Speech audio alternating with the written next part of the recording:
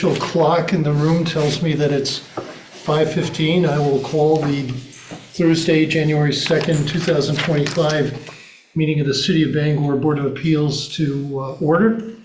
My name is Ed Gould. I am the board chair, and I'd ask all of our board members to introduce themselves. Robin, if you would start. Robin Perkins. Rachel Thompson. Robert Donenbaum. Jordan LaBeouf. Justin Cartier. Don McCann. Thank you, everybody. Next item on the agenda is the approval of minutes from the August 21st, 2024 Board of Appeals meeting, which is in your packet. I was not present at that meeting, so I will not vote, but what I would like to do is ask the members who are here tonight who were present at that August 21st meeting to be the voting members on that particular agenda item. So first of all, I'll call for a motion to approve the minutes. So moved. And is there a second? Thanks. Any comments, questions, amendments to the minutes? Hearing none, all those in favor?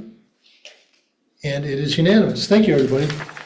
Next item on the agenda is a public hearing relating to property at 198 Broadway. The applicant is Stephen Farren, who is appealing from a denial from the Historic Preservation Commission of a certificate of appropriateness to replace a roof at the property. Before we open up the public meeting, I just want to make a couple of comments, hopefully for the benefit of our board members. First of all, because we have a quorum, our associate members will not be voting on that. You're welcome to participate, but you will not be voting members on that particular item. Second, I want to take a minute to talk about the standard of appeal here for us. This is what we lawyers call a de novo appeal. In other words, what we're doing is we're not looking at the decision from the Historic Preservation Commission. We're going to be listening to evidence tonight, and we will make our own independent decision on the evidence and also exercise our own independent judgment regarding whether or not the appeal should be granted or not, and whether or not the certificate of appropriateness should issue. Did I get that right, Dave? That's right. Yeah, that's Thank you. my opinion as well. And we could talk about the standards whenever you want to, if you. Yeah. Probably be a good idea right now. Do any board members have any questions about the process or procedure? No? Okay, good. So then let's get started. We'll open up the public hearing. Is the applicant present? Why don't you come on up to the podium if you would introduce yourself, tell us your address, and then you can begin your presentation. Okay. My name is Stephen Farren. I live at 198 Broadway, and I have some pictures of our existing roof and then what we are proposing to put. I also have the large display over there, which is the actual, if you guys want to look through that while I'm presenting to see the condition of ours and what we are proposing.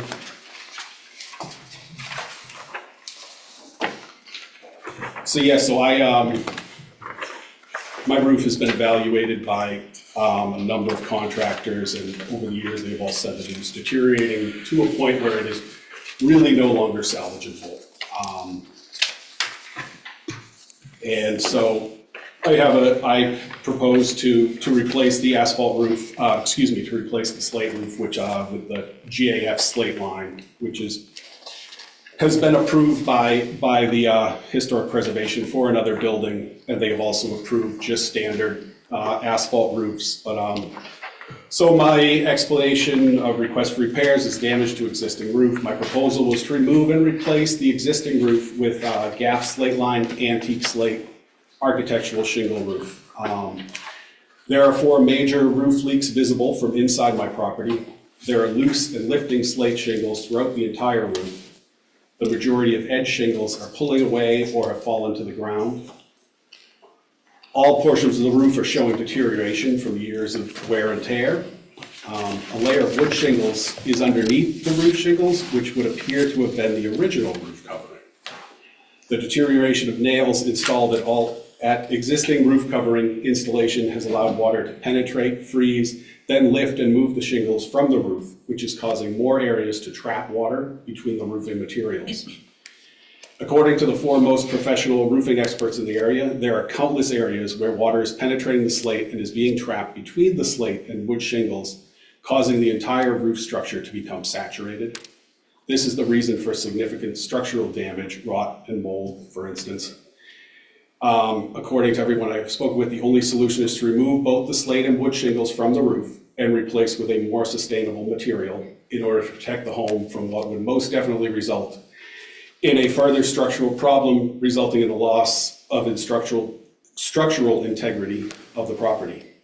Over the years, numerous efforts have been made to find a qualified slate roof installer willing to give an actual number as to the real cost of replacement, none of which could do so or provide proof of their expertise in installing slate, only suggesting it to be at least a minimum of 3 times the cost of asphalt with no guarantee of workmanship. The GAF slate line product proposed is the same material used on the Bangor Waterworks building located on State Street, which was approved by the HPC and designed by an architect that is affiliated with them. After submitting this, my explanation, I received back from representative for historical preservation that based on the information contained in the application, the advisory consultant recommends that the commission consider the following. Slate shingles exist on the house and the large stable behind. Does the applicant intend to replace the slate shingles on the stable with asphalt shingles as well as the house? The applicant states that the only solution is to remove the slate shingles and the wood shingles below and replace them with asphalt shingles. Can the slate shingles not be reinstalled with matching slate shingles replacing the damaged one? A slate roof is far more sustainable than asphalt. The asphalt roof will likely be replaced 3 times within the 7,500-year lifespan of a slate roof. The Bangor Waterworks project was cited as a project that the HPC approved, replacing the original slates with asphalt shingles. As the commission knows, every project is reviewed on its own merits. Unlike the waterworks, the picture house is in a neighborhood surrounded with houses of highly valued architecture. A sheet metal eave trim exists at the roof. Will this detail be maintained? So in response to their questions, slate shingles on the stable or barn will be replaced with same GAF slate line shingles. This area also has multiple leaks and deteriorating shingles. The shingles currently on the property have deteriorated to a point where reinstalling them would not solve the issue or improve the appearance. My roofing contractors state that due to their brittle condition, the majority of the existing shingles will most definitely break and deteriorate even further during removal. At a minimum, 90% of the existing shingles currently have breaks and deterioration.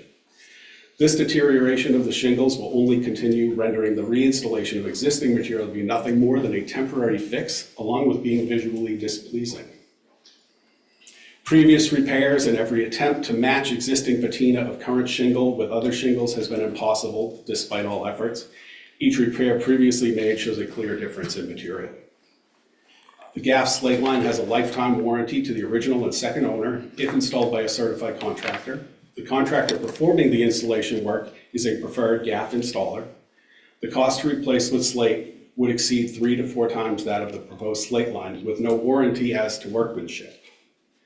I only use the Bangor Waterworks building as an example, as it is the same product I am proposing and gives a great visual of what the product looks like installed. Current properties located within the Broadway district with asphalt roofs are house numbers 80 Broadway, 133 Broadway, 135 Broadway, 163 Broadway, 164 Broadway, 191 Broadway, 205 Broadway, 208 Broadway, 217 Broadway, and 218 Broadway. The majority of those that still have slate are in need of replacement and are not visually pleasing. Properties located within the Whitney Park Historic District, also known as West Broadway, with asphalt roofs are as follows. Number 2 West Broadway, number 32 West Broadway, number 40 West Broadway, number 47 West Broadway, which is Stephen King's house, 48 West Broadway, 56 West Broadway, 63 West Broadway, 64 West Broadway, 69 West Broadway, 72 West Broadway, 80 West Broadway, 91 West Broadway, and 101 West Broadway, which has a metal roof. A drastic number of the houses within the Broadway Historic District are deteriorating, nearly to a point of disrepair. My intention is to preserve and restore the highly valued architecture on my home to ensure that it too does not fall into disrepair as some have. The cost required to maintain and preserve such a home is significant. In some cases, the cost could far exceed the actual value of the home, which would ultimately result in the loss of these homes. Eave trim will be replaced with a suitable material.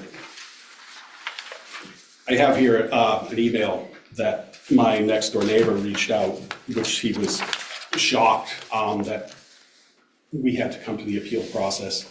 And he sent this email also to Miss Craig at the City of Bangor. And so I'll read that to you as well. Good morning. Was directed your way by the legal department in regard to 198 Broadway roofing request.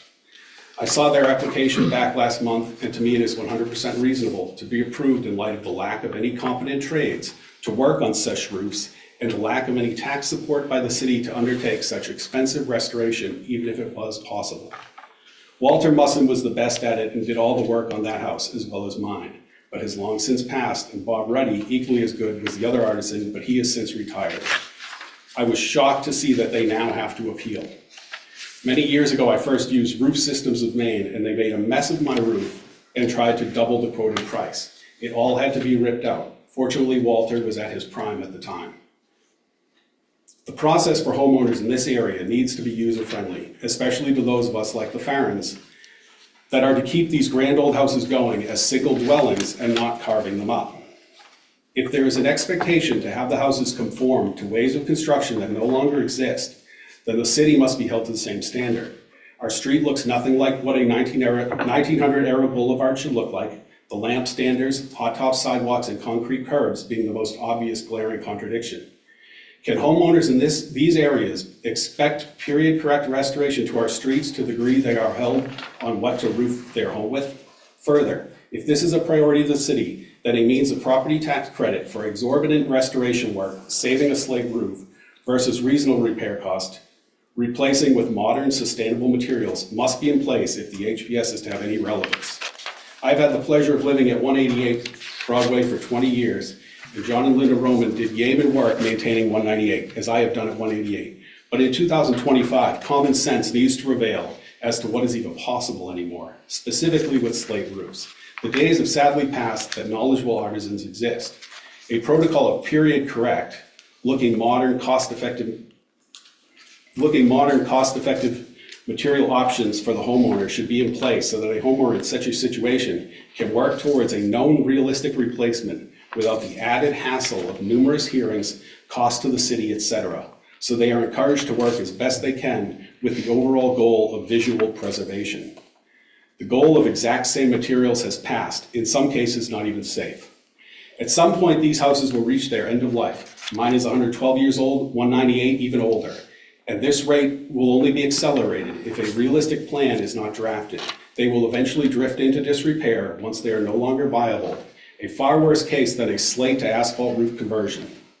I am a huge fan of this type of home, hence I bought one, but it needs to be a common sense, realistic partnership facilitated by the HBC City to have any realistic hopes of survival. Please give me a call.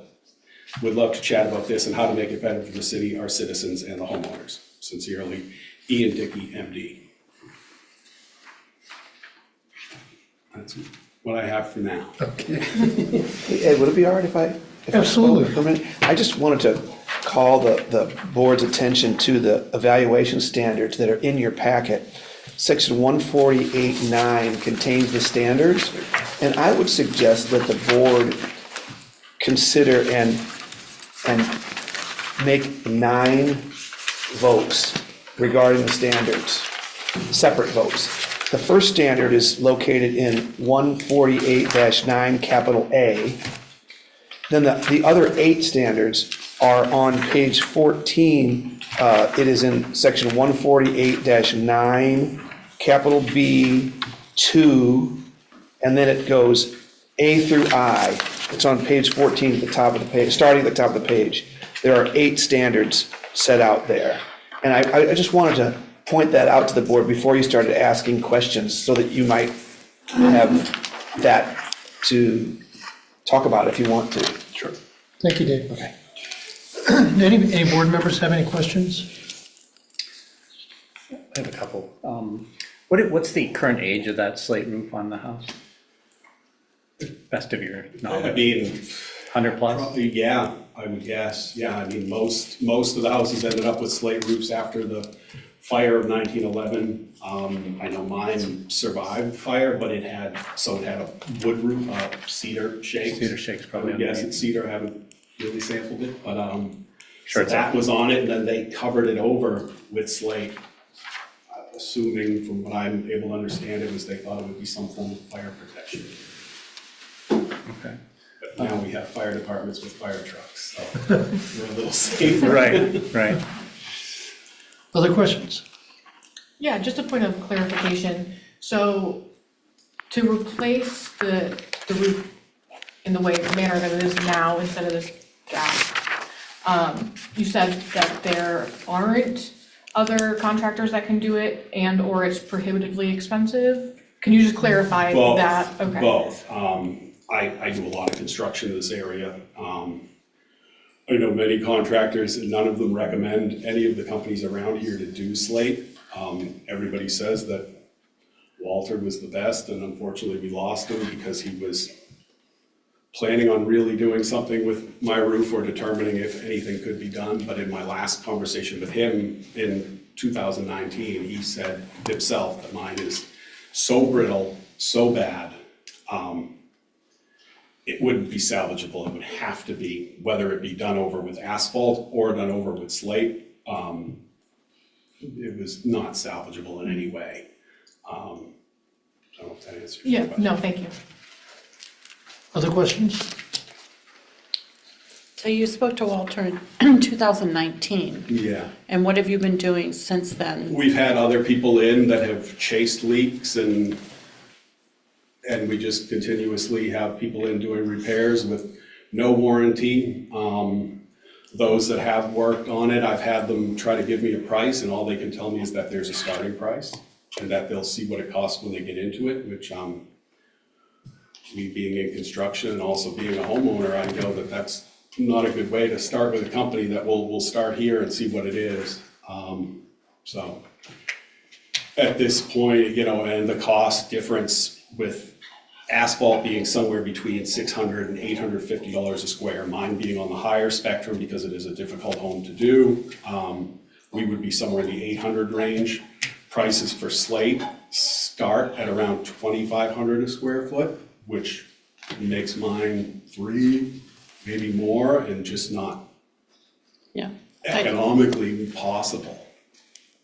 Yeah, I personally have a slate roof, so I know you have to maintain it Yeah, quite frequently. yeah, and it's, ours is now to a point where everyone has said it's beyond maintenance. I just continue to chase. Right now, I have 4 active leaks on the house itself, 4 on the barn, and to continuously chase them at $3,000 to $6,000 a repair, and with no guarantee that it's not gonna leak right next to it and the next, and then you find the water in the ceiling, and then it's another ceiling repair and things like that, and it's just to a point where I'm one of those people, I'd rather do things right and do it once, and from what the people that I've spoken to have said, it is time to just start new.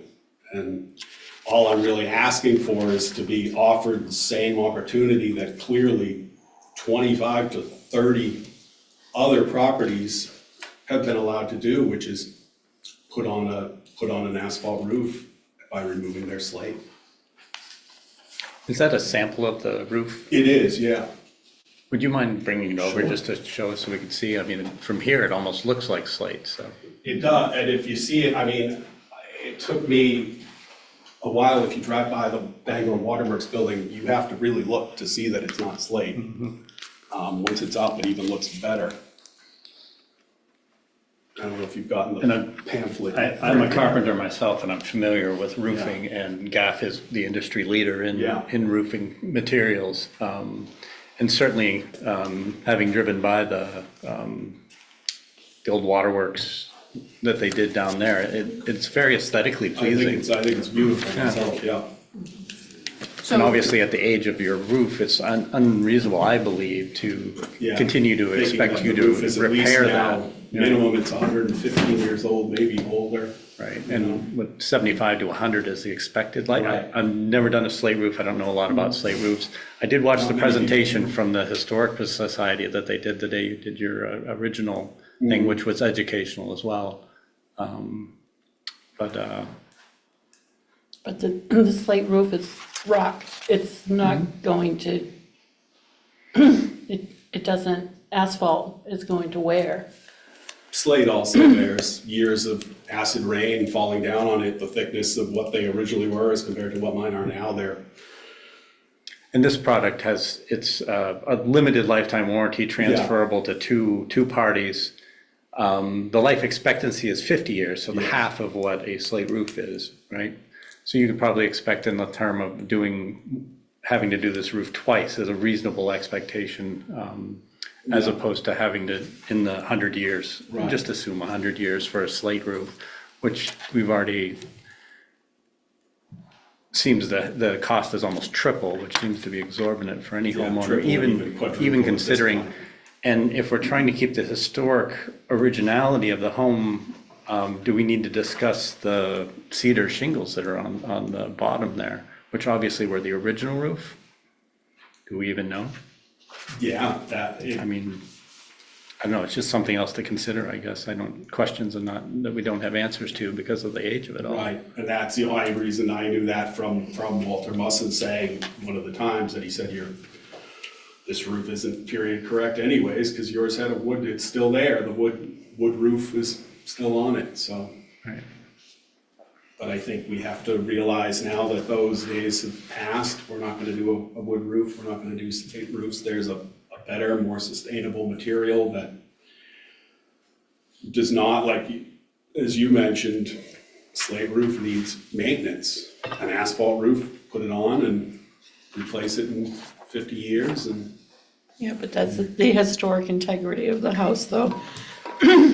Yeah, I mean, I understand, and, but the unfortunate part is there's very few people to now do the work, and the cost associated with it would be, I'd be looking at well over $200,000 to put a roof on my house, which is not What's the economically possible. What's the assessed value of your home currently in the city roughly? 4 or something. Or something, okay. Yeah, and just that they've now allowed it on every surrounding home around us. I don't think I should be held to a different standard than the house next door to me, you know? I think that should be considered fair, that if it's, what's good for one person is obviously good for the next, that. Did you get an explanation for that discrepancy in the HPC meeting? Very little. They had questions about a certain material, which we discussed and went over. There was, as he mentioned, there was a presentation done by one of the people voting as to why asphalt is garbage and slate is wonderful. He is in the slate business, and as far as I'm concerned, he's on that committee for job security. I think I this found is, it extremely biased, unruly, and I was shocked that the committee allowed him to do this presentation at the same time when the committee had just approved the house 2 doors down from me in the last meeting, with no question approved his replacement of his roof. That was my next question, if you knew when the previous approval was. The last approval was 2 houses down. Yeah, and it was within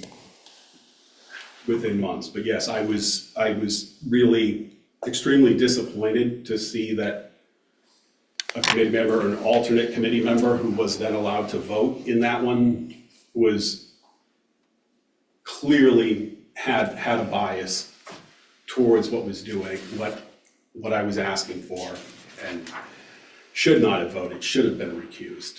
And it was disturbing, to say the least. Mr. Farren, I'm just looking at the standards here for evaluation of the appeal, and I wondered if this is related to the question you asked earlier about contracting contractors that might be able to replace the pieces. I wondered if you could just provide as much detail as possible about the number of people you've talked to and the kinds of statements they've made about what would happen in terms of the cost or the materials to actually replace the slate. So unfortunate, I mean, I've had, obviously, there was Walter, there was, Ruddy was out, there were two other ones, that came out that said they could, but they could give no price.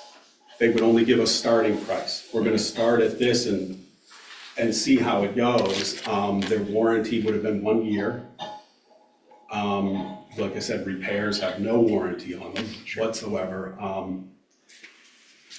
And nobody came recommended to, that their workmanship or that they'd even still be doing this in a year or anything. And it was very off-putting to not be able to get anybody to give here's where we're at, this is a firm price, as my neighbor has said he dealt with in whatever year, quite a few years ago from one of the largest roofing companies in the state, if not the largest roofing company in the state, so. Sure.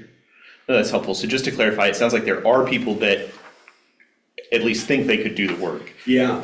But that the issue is that they have so far not been willing to quote you a full price and the Right. warranty, and that price will be much more expensive than the asphalt approach, and that Yes. the warranty will not be included. Okay, great. Exactly. Thanks. Other questions? I have a couple, Mr. Farren. First of all, when did you purchase the property? In 2017. Okay. And you mentioned other homes in the area that have asphalt roofs. Do you know if they originally had slate roofs that were replaced by asphalt? Yes. And did they receive approval from the HPC for those changes? If you know. I would have assumed, but I don't know. No, okay. I'm a contractor, I'm a contractor in the city. I try to be on the up and up. I have a great relationship with code enforcement, and I knew that you're supposed to have permission and get a permit, so that was the process I went. What other people do, Okay. as we all know. Yeah, and really, I think my question was directed in a different direction.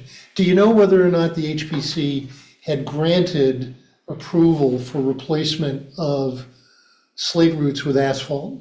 Yes. Okay, and you mentioned a few moments ago, I guess, just a few months before your application, one of your neighbors received an approval? Okay. Yeah. I just want to check the standards and see if I have any other questions. Do any other board members have any other questions while I'm looking?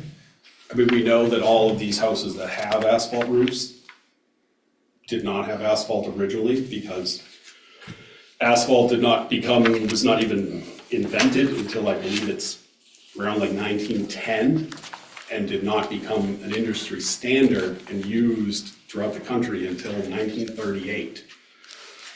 These houses were all built in the 1850s, 60s, 70s, and 80s, so they did not have asphalt to begin with, so any of them that did, whether they got permission or not, it seems that now if you have it, it's fine, and unfortunately, it seems that as everybody kind of laughed, that it seems that the best thing to do is hope nobody notices, just do what you want and hope nobody sees it or reports you, and you've got an asphalt roof, and then the next time you just say, well, I just want to replace my asphalt roof with another asphalt roof, so. I tried to be as correct as I could. Can you say a little more about the trim? I'm not a contractor by trade, so I'm not familiar. But I noticed that was, mentioned in the consultant comments and stuff. So can you just tell me a little bit more about what this trim is and the plan for that as well? So it's just along the eaves right now it's a deteriorating metal with foil tape and. Is it like decorative? In a sense, it was more more produced, from what I've been told by some contractors. Originally, it was because at one time, those houses may have had gutters, and when they removed the gutters, because they were causing issues, because there wasn't the waterproofing that is now available to a home, that it was basically then it became like an ice shield, as now we have amazing ice and water shields. That was what it was there for. It was like a massive drip edge, basically. Other questions? Okay. Anything else, Mr. Farren? I don't think so. Okay, thank you very much.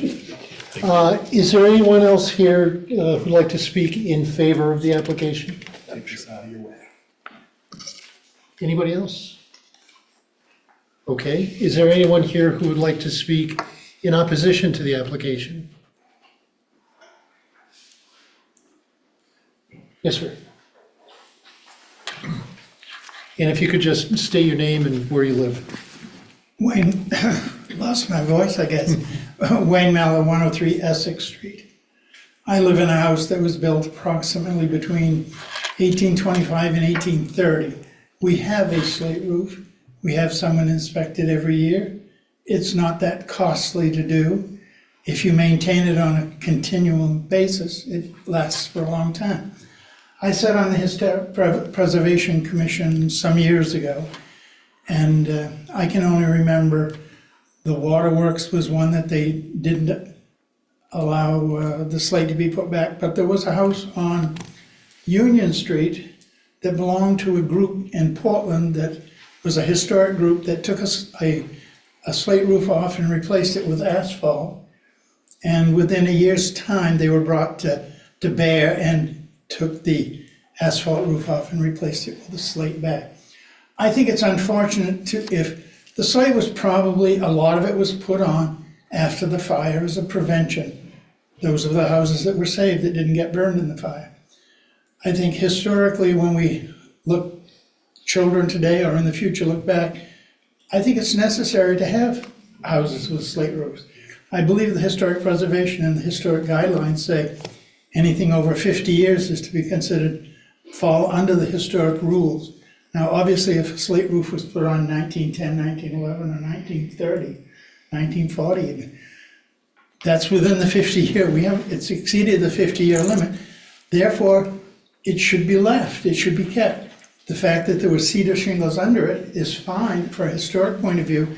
It shows the change from cedar shingles to slate. I don't think we want to recommend that everyone take slate shingles off and put on asphalt shingles. I hope I never have to.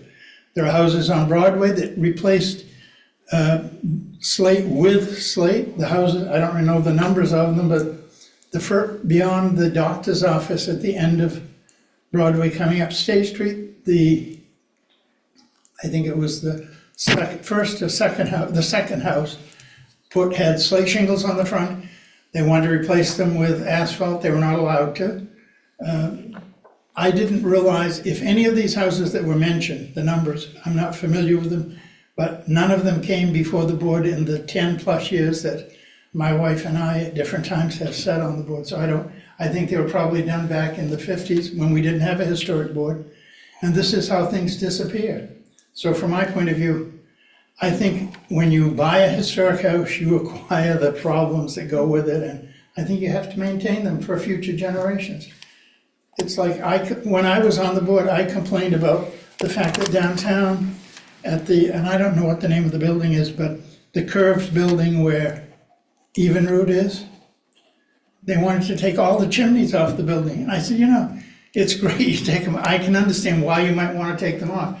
From a historic point of view, children 50 years from now won't even know what a chimney is for if we allow everything to be removed because it's more cost effective. I believe historic preservation does not consider the cost of doing something. If it's much greater, that's not a consideration that you have to use. I think the fact that it needs to be done is the consideration. Questions? I have one. Thank you, Mr. Mallett. Do you have the name and number of a slate roof person that? Well, I think mine is just retired. I use Ruddy, and you know, it might have cost me $150 a year for him to come.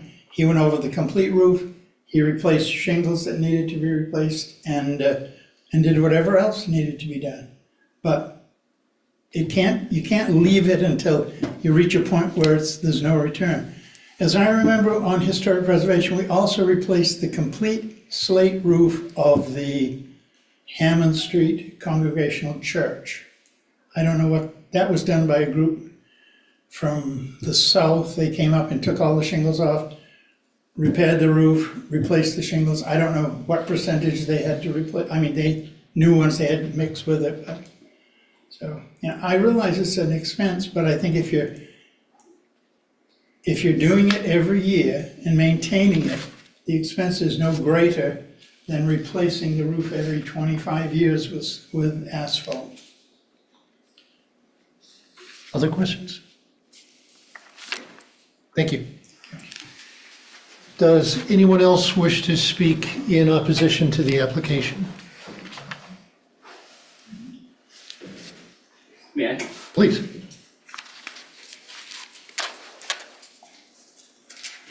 Hello, my name is Matthew Whitecamp. I live at 88 Fountain Street in Bangor. I am the owner of a historic home in the city of Bangor. I sit on the Historic Preservation Commission, and I'm a business owner. Mr. Farren was referring to me when he was making an accusation of impropriety. Two of my coworkers did come before the commission and made a slight presentation. It was not something I asked them to do.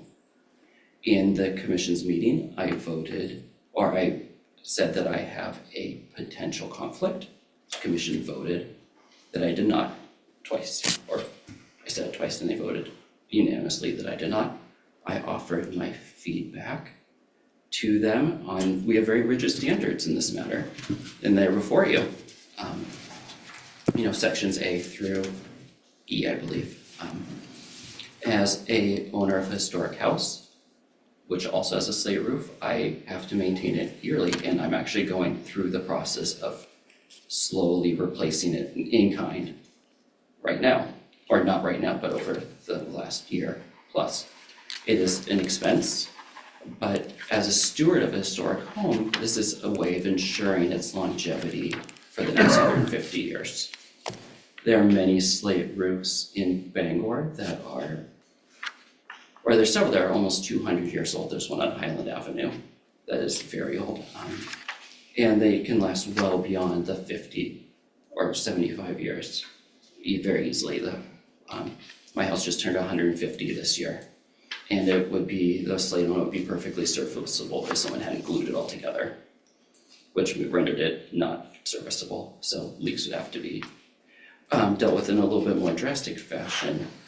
The slate here tells the story of Bangor as a place, as a center of production for raw materials across the country. Slate from Monson, the pine from the Northwoods, the Berks and Brewer built the east coast of the United States. So when we look at these slate roofs, it's part of the history of Bangor and the city itself, or in the state of Maine. So when we have to consider removing a slate roof, it's a very big issue because it's something that is rarely able to be put back once it's destroyed. And in Mr. Farren's comments, he listed a number of properties that had slate or had asphalt shingles on them. And Mr. Mallon made a wonderful point, is that those were either done potentially before the advent of the Historic Preservation Commission, and there's also assumption that they had slate on them originally. And additionally, the application that Mr. Farren was referring to, 2 houses down from his, we evaluated, I think, in our maybe July meeting or August meeting.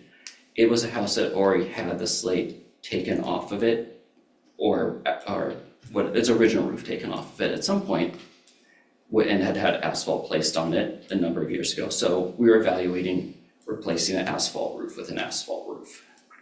So I don't think there's an equivalency replacing slate to asphalt. I guess in summation that I think slate's important to Bangor.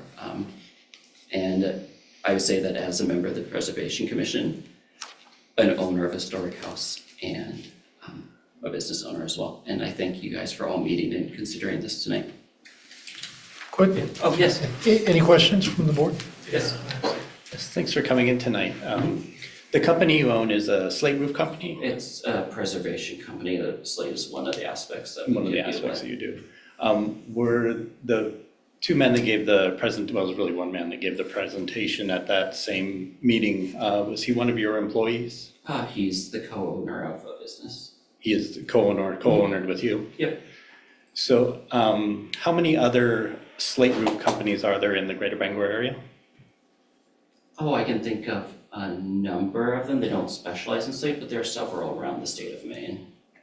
The reason I ask that is because I believe when I watched that hour and 49-minute long presentation that your company was the only one in the greater Bangor area that does slate roof installations. Now, there are people, it was established, that do repairs. Mr. Mallard had a gentleman who, Mr. Ruddy, I think it was his name. Yep. But there was nobody doing full installations of slate other than you. Now, when you identified at the meeting, you said that you had perhaps had a conflict, and they asked if you had a financial interest in this transaction. You said no, because there was no direct financial interest. Yes. Can you see that having the company that is the only one in an area that provides a service, has a monopoly in that area, does have a financial interest in protecting the integrity of every slate roof in that area? It would be protecting their business. In a certain way, yes. That being said, we have an extreme backlog of work, so I can't speak for their motivations, but I think they wanted to educate the commission about how about these materials and the history and the processes involved.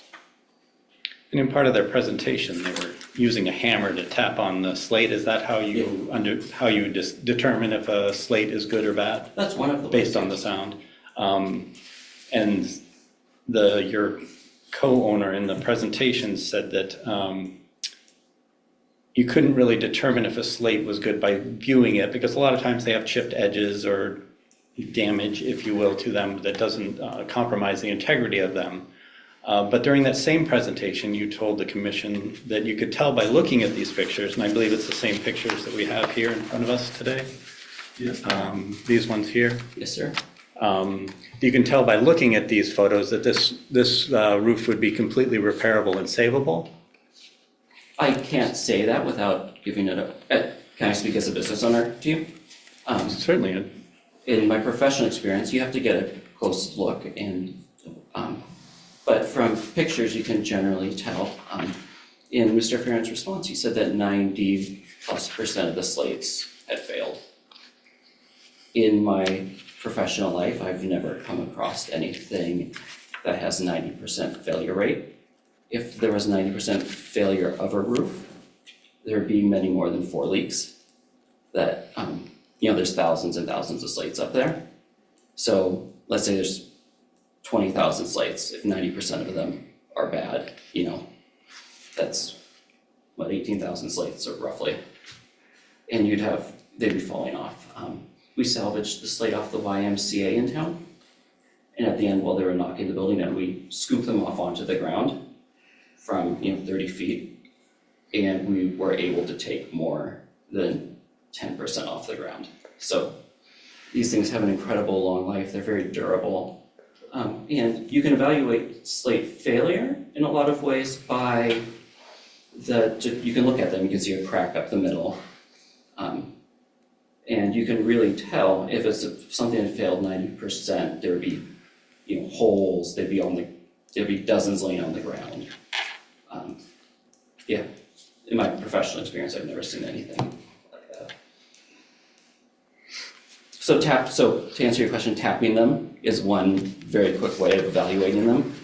But when you have looked at But you could tell by looking at these photos that these are going to be just fine. What is the expected life of if you were to install a new slate roof today with all new materials, what would be the expected life expectancy? I guess there are a few variables. If you're using steel nails versus copper nails. So if you were using the best materials, I would say over 150 years would be my best guess. And what about a roof installed in 1908 Mine, with a cedar shake roof existing, an overlayment of the cedar shake roof with proper maintenance over the years? with unknown maintenance over the years because you just Pardon? acquired, with unknown maintenance over the years because you've just acquired the property 5 years ago. So probably 100 plus years. But there are different grades and qualities of slate, and not having seen one, it's a little bit difficult to give you a full understanding of that. Thank you. Does anyone else have a question? Other questions? Yeah. So is Mr. Waitkamp? Mr. Whitecamp? Whitecamp, pardon me. Can you tell us how many years you've sat on the Historic Preservation Commission? I think this will be my third year. Okay. And I suppose I'm asking because I'm wondering if in your time on the commission has ever approved a slate roof replacement with asphalt. None have come before us Okay. in my time. Okay. I think Mr. Mellor said that he had a few come before his iteration of the commission. But not in my time sitting. Maybe one of the other members here could speak to it because they have different experiences on it, but not in my time. Any other questions?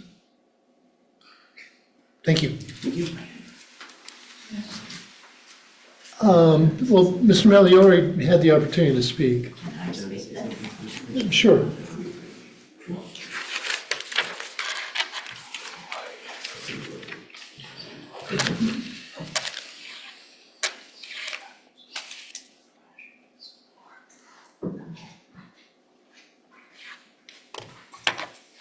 I'm Sonia Mallard, and I live at 103 Essex Street. We are not in the historic district. Our slate roof has probably been on prior to 1911, according to my husband. We have gutters that are in the flashing. The flashing is the black stuff that goes around, am I correct, on the roof before the slate starts to go up. We used to have Walter Musson before he had his untimely accident and passed away on us. So we were able to get Mr. Ruddick. He goes out throughout the whole country working on slate roofs.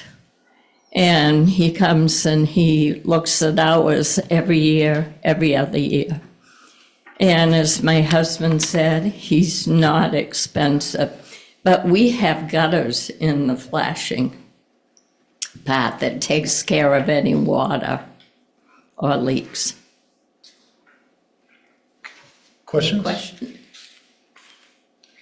Thank you. Thank you. Would anyone else like to speak in opposition?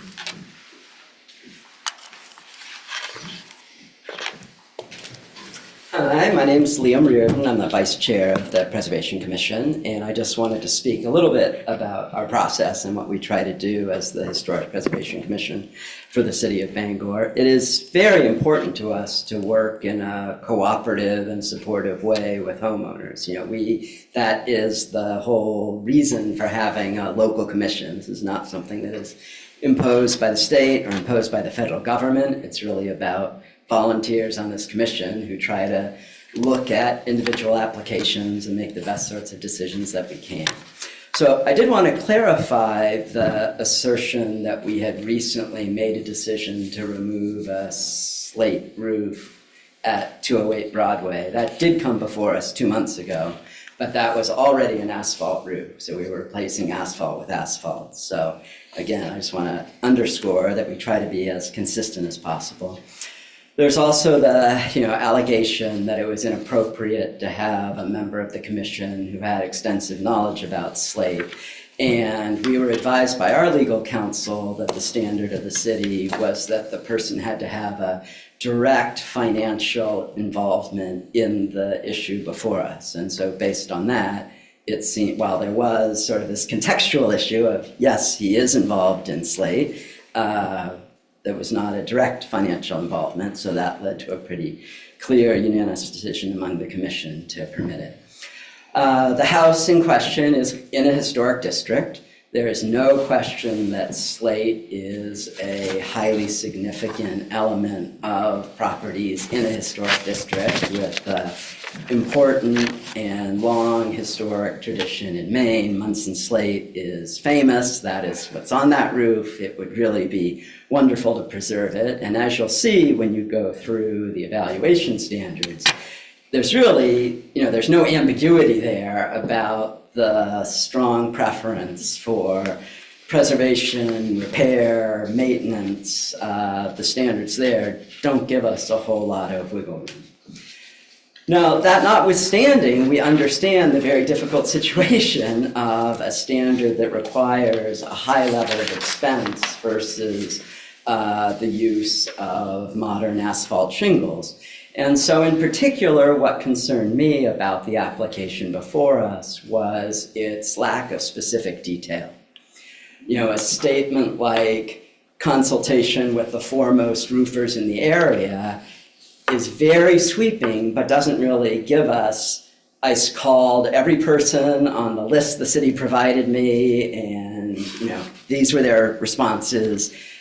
Typically, when we get some requests like this, we get a estimate of what the actual cost will be. So we could, ideally, we would see, there's this one person willing to do slate, and they've got these very poor standards, and the cost is really extraordinary, and here's the actual dollar cost of the asphalt.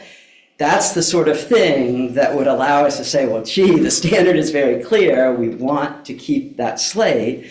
But there's such an extreme financial imbalance or the impossibility of finding craftsmen that would lead us to make a decision in favor of the application. So we had a mixed vote on this particular application. It was not an easy decision. We asked the applicant to consider withdrawing the proposal and providing us with more information and returning to our December meeting so that we could reconsider it with more information to make a full decision. And the applicant said he would prefer to go ahead and take it to this appeals court. Thanks, that's my statement. Questions? And what was the vote on your, I think it was 3-2, 3 against and 2 in favor. It requires 4 votes because of the standards of a certificate of appropriateness. thank you. While you've been on the HPC, has the commission approved the replacement of asphalt with slate? So I think the single time we did it was on the Waterworks building, the single time I can remember. Yep. And That was prior to us, Lane. And was that prior to It our was coming on? immediately prior. So we heard talk about this. And I think one of the things that our architectural consultant pointed out to us is one of the distinctions between that building and the building on Broadway is that context is really a significant aspect of a historic district. So a standalone building like the Waterworks, which I can only imagine was in particularly disastrous shape, is a somewhat different circumstance than a house in a neighborhood. And how many years have you sat on the commission? I think this is my 5 years. Okay. And Ted and I started the same term. So those other properties that now have asphalt roofs within the historic area, the replacement, whenever that occurred was approved. If it was approved by the commission, was before your time. Yeah. To the best of my knowledge, we've had no slate to asphalt applications in the 5 years that I've been on the commission. Other questions? Thank you. Okay, thanks. Chair, could I have for a second? I just want to clarify one thing. The legal department did not sit and advise the HPC at their meeting. So we were not involved in the issue regarding the alleged conflict of interest. But because the ordinance spells out the standard that the Board of Appeals is to use on this appeal, it's my opinion, as it was yours, that this is a de novo review, so it's like a new proceeding. So any issue regarding an alleged conflict of interest or not conflict of interest at the HPC level, in my opinion, is moot. It doesn't matter. It's a mooted issue because you're reviewing the thing fresh. And so whatever process was used at the HPC level is it's Not moot. relevant to our Not relevant to what discussion. you need to do tonight. Thank you, Dave.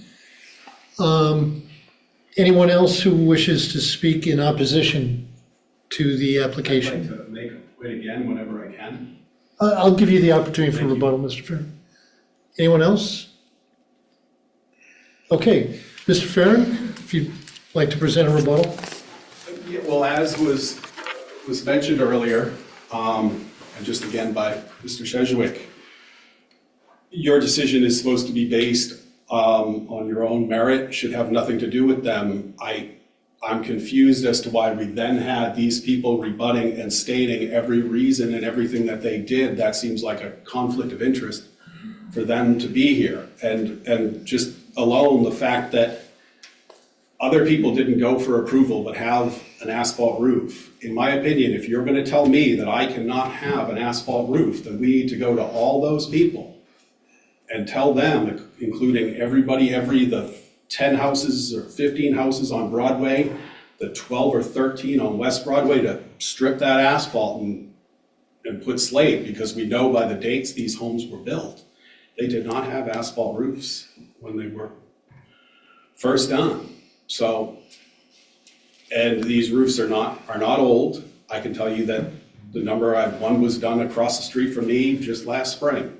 So maybe they didn't get it approved, but it's there. So unless the city is prepared that if we're gonna hold one person to a certain standard, that we're not gonna tell all these people, you gotta take it off and you gotta go get it approved or put slate back, seems a little redundant. But I'm mostly disturbed by this presentation when they were told by the committee here that what decision they made and what was based on at their meeting does not apply here, yet that these two decided to come up and tell you exactly what they did and why.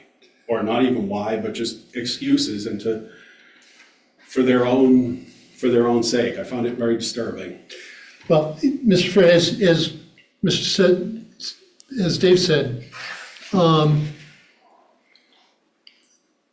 our decision tonight is de novo. It's going to be new. It's going to be based on what we've heard tonight and what was submitted in your package. Mm-hmm. What happened before the HPC is not before us and is not relevant. Right. However, these folks are also residents of the city of Bangor, and any resident of the city of Bangor has the right to come to one of these meetings and make their presentation. So they are welcome and entitled to provide their opinions.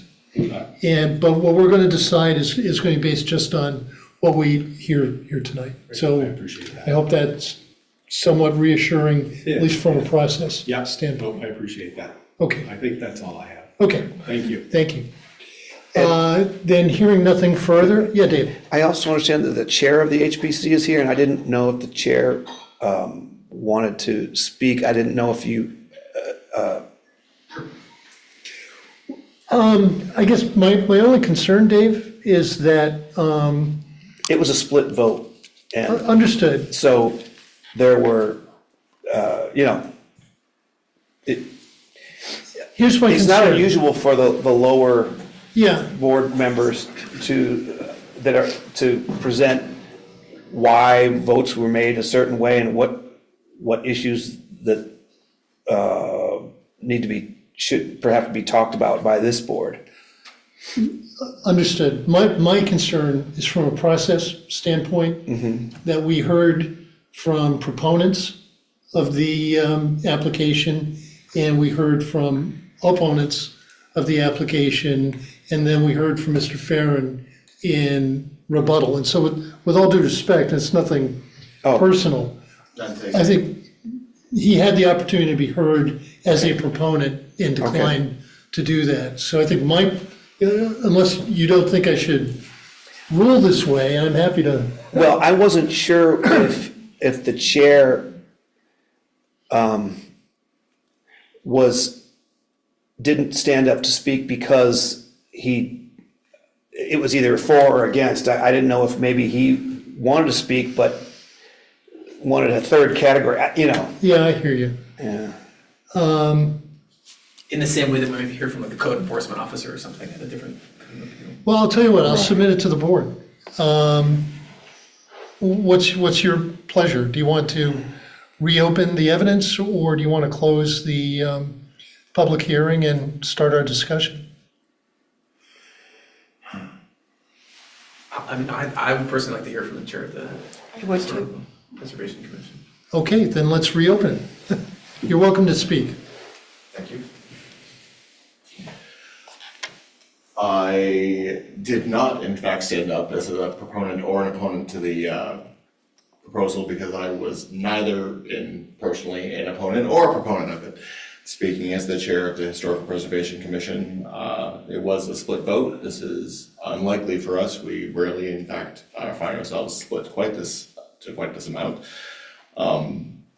I know that the member who voted affirmatively, who was not here with us tonight, felt that this was an undue financial hardship represented by the roofing requirement.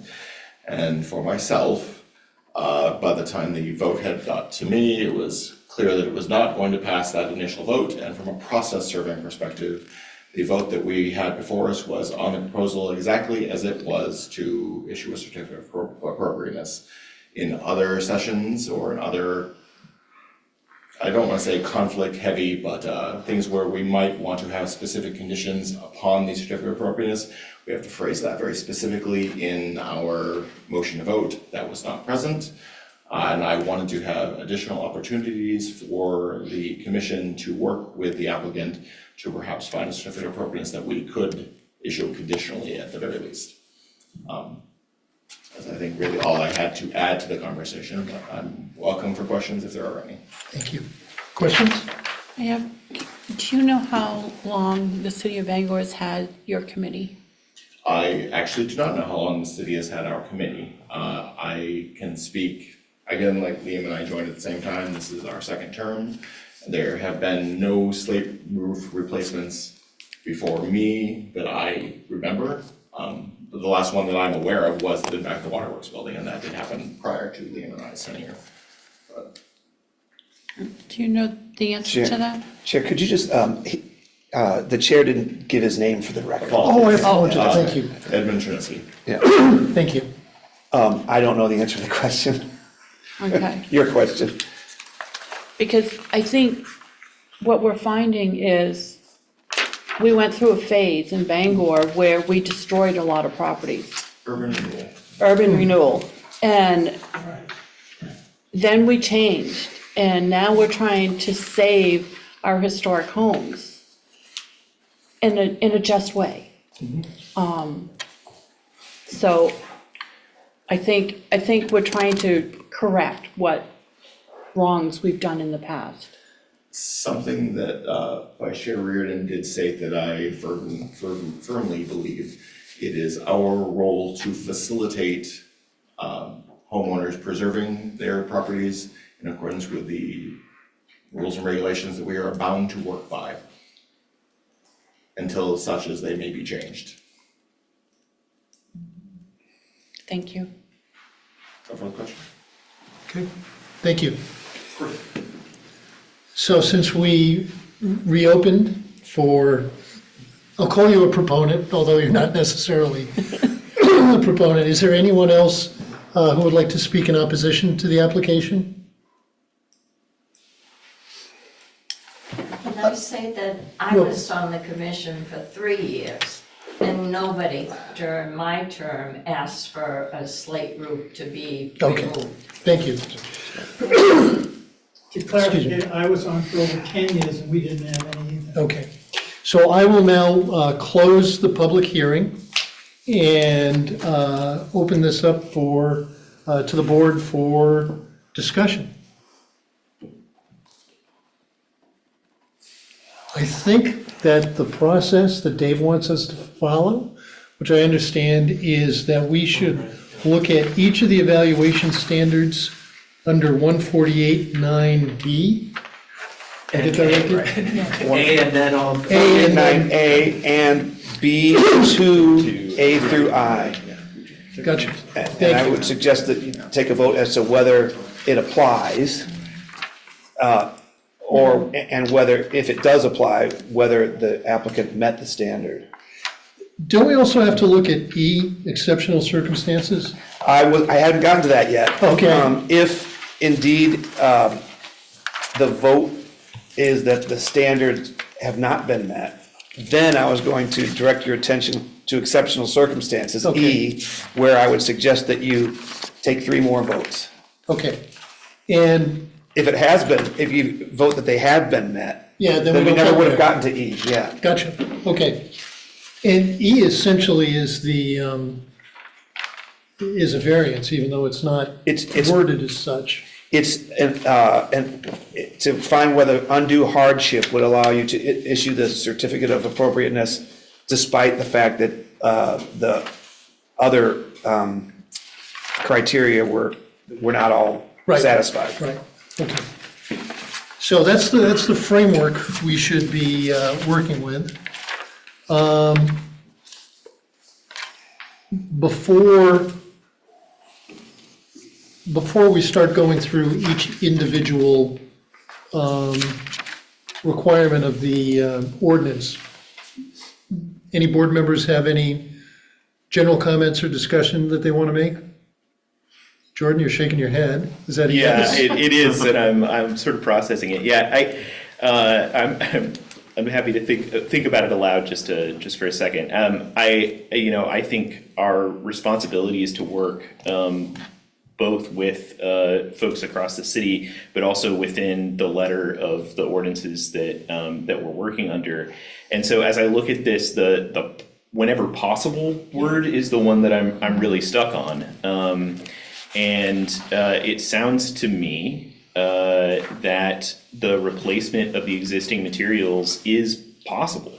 It does sound from the discussion that it would be financially much more expensive to do so. I wish I had more information about the possibility and the extent to which it is that much more expensive. What kind of cost would be necessary? What kinds of quotes have been sought by what kinds of contractors so that we could make an effective evidence-based evaluation of those circumstances.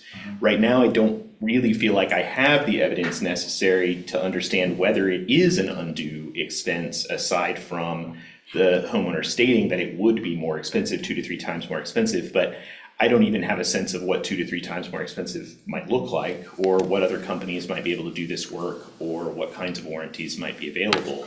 And so that's the piece that I'm really stuck on, is if there were sufficient evidence to say, wow, this is clearly financially impossible, it's gonna turn the house upside down and make it not really worth the amount that the dollar amount of the house, then I think that there would be good standards for E, for example.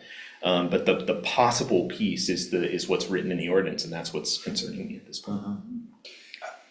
I think I have a bit of a different point of view about that, actually, because what I heard was that there's a kind of going rate for slate roofs per square foot compared to a going rate for asphalt roofs per square foot. And so it's $2,500, I think, was the figure that the homeowner stated, but again, that's the homeowner, but compared to $600 to $800 per square foot for asphalt replacement. So that does seem like and I think he estimated that, what I heard, the figure being to replace the whole roof and the outbuilding too would be $200,000. So those are the figures that stuck in my mind. And so even if it's true that, like, we're not getting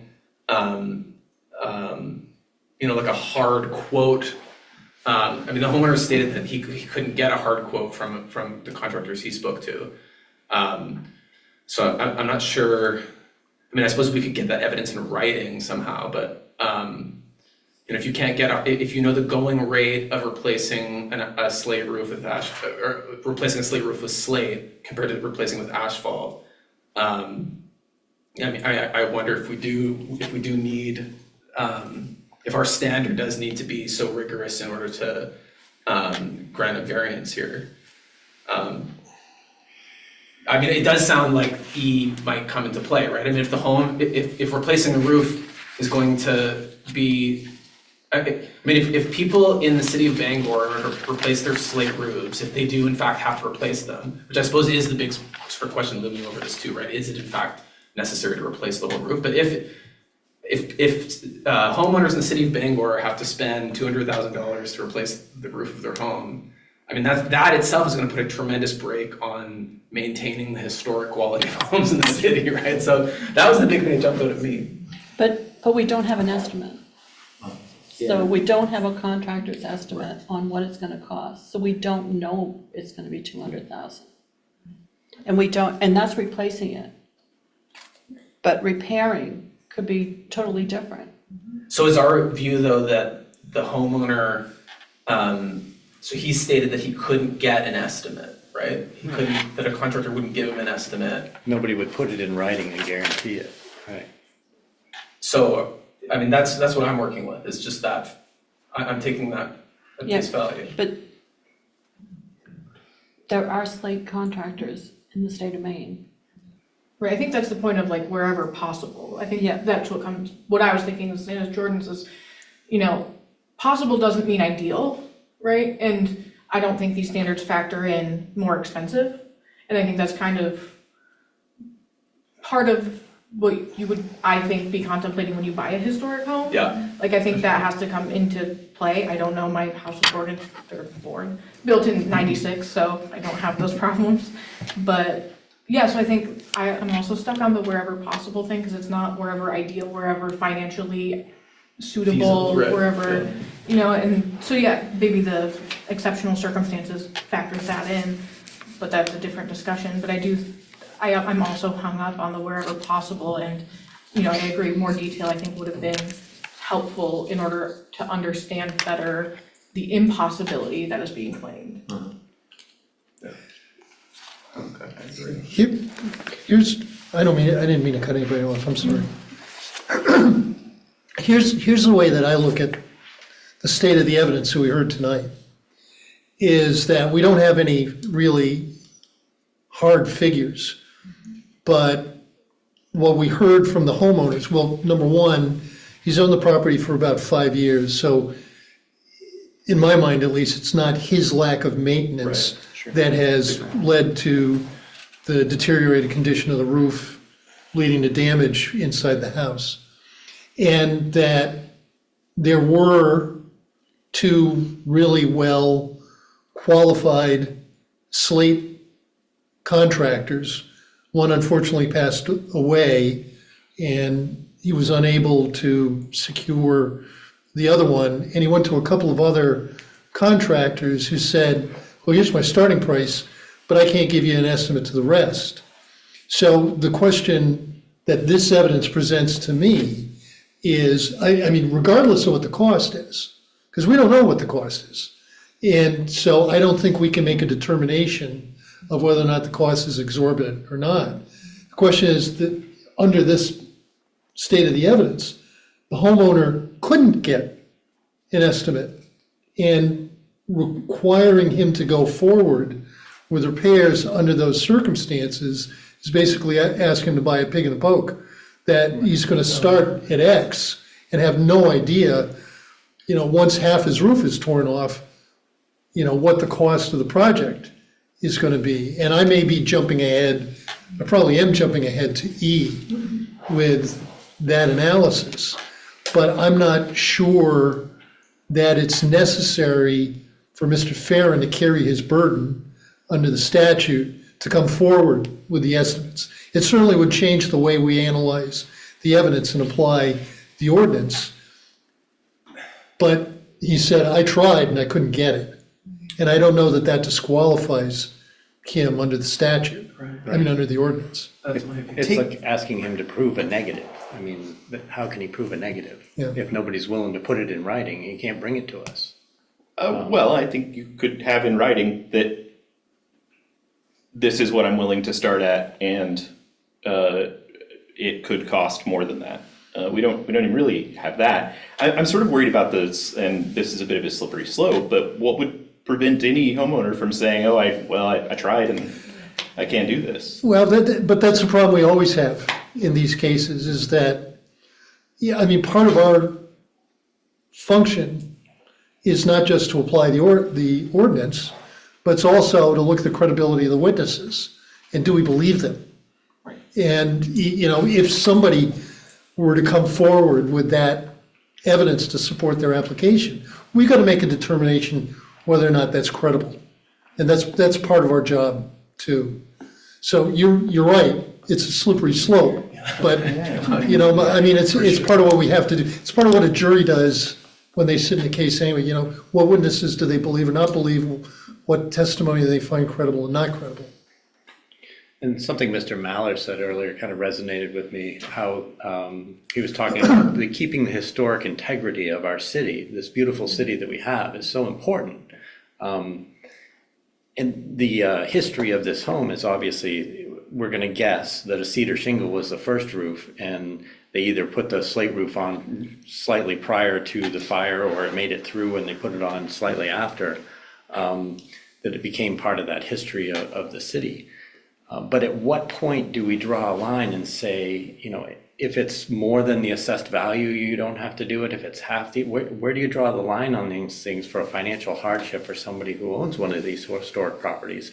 Because they still have the Constitution protecting them, you know, their life, liberty, and ownership of property.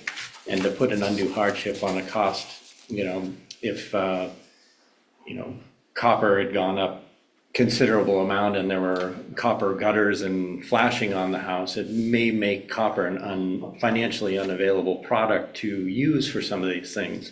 And I think we have to adapt a little bit to the times we're in, where there's so few homes with slate on them now that there's less and less people doing it. And although, you know, we have one company owner in the room, it's the only one I've been able to identify in the greater Bangor area. And I'm sure there's others down in Portland or Boston, or, I mean, how far do you need to go? California? Where do we draw the line for the homeowners in the city of Bangor, for how far they have to go to try to preserve their home? Where's the line, I think, is the other question. Well, one of the other issues is that the ordinance places an affirmative duty on the homeowner to preserve the property.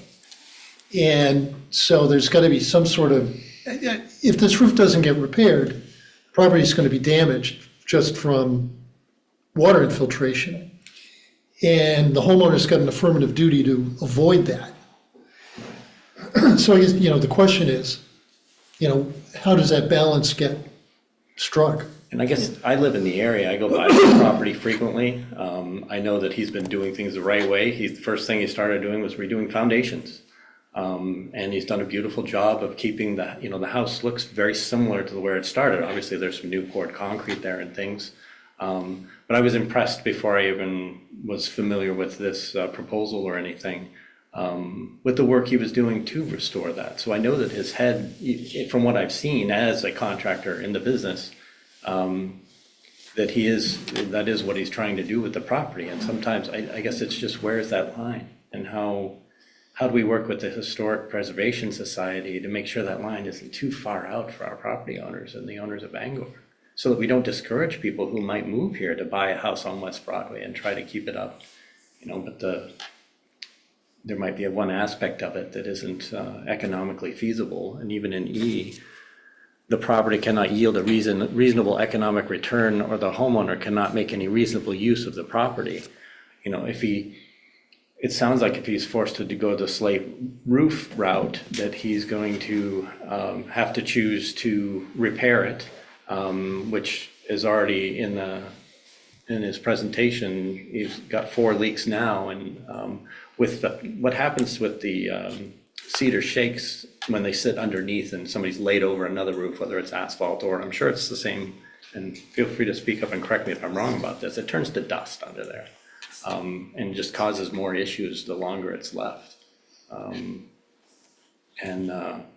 Obviously getting that replaced at this point, I think, is the best for the integrity of the property in general.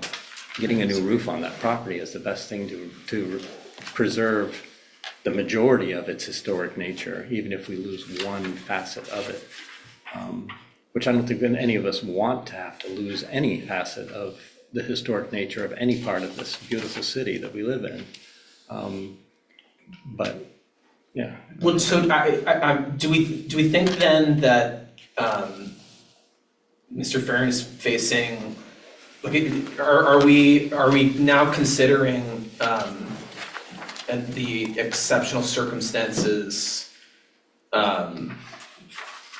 question here, or are we still, and if we are considering the exceptional circumstances question, is that because of the just impracticality or the infeasibility of replacing the roof, just from like an economic point of view, right? That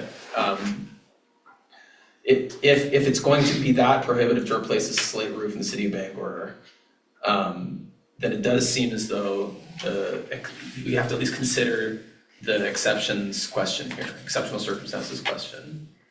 But we've got to go through the other Do we have standards to first, to yeah. vote down all of Chair, Yeah. could I make a suggestion Please. regarding the process? I think to speed things up, there could be one motion made with respect to whether or not section 149(8)(b)(2), A, F, G, and H, whether or not they apply. Because A talks about compatible use. F talks Yeah. about alterations to a historic building to create an earlier appearance, which Yeah. doesn't seem to be the case here. Right. G is contemporary design for additions to existing structures, which doesn't seem to be this Right. case. And then H is mechanical equipment. So I would suggest you make one motion regarding whether A, F, G, and H apply. And if the answer is no, then you go on to the rest of them. Would somebody like to make that motion? I'll make a motion. And is there a second? Second. Moved and seconded. Discussion. All those in favor?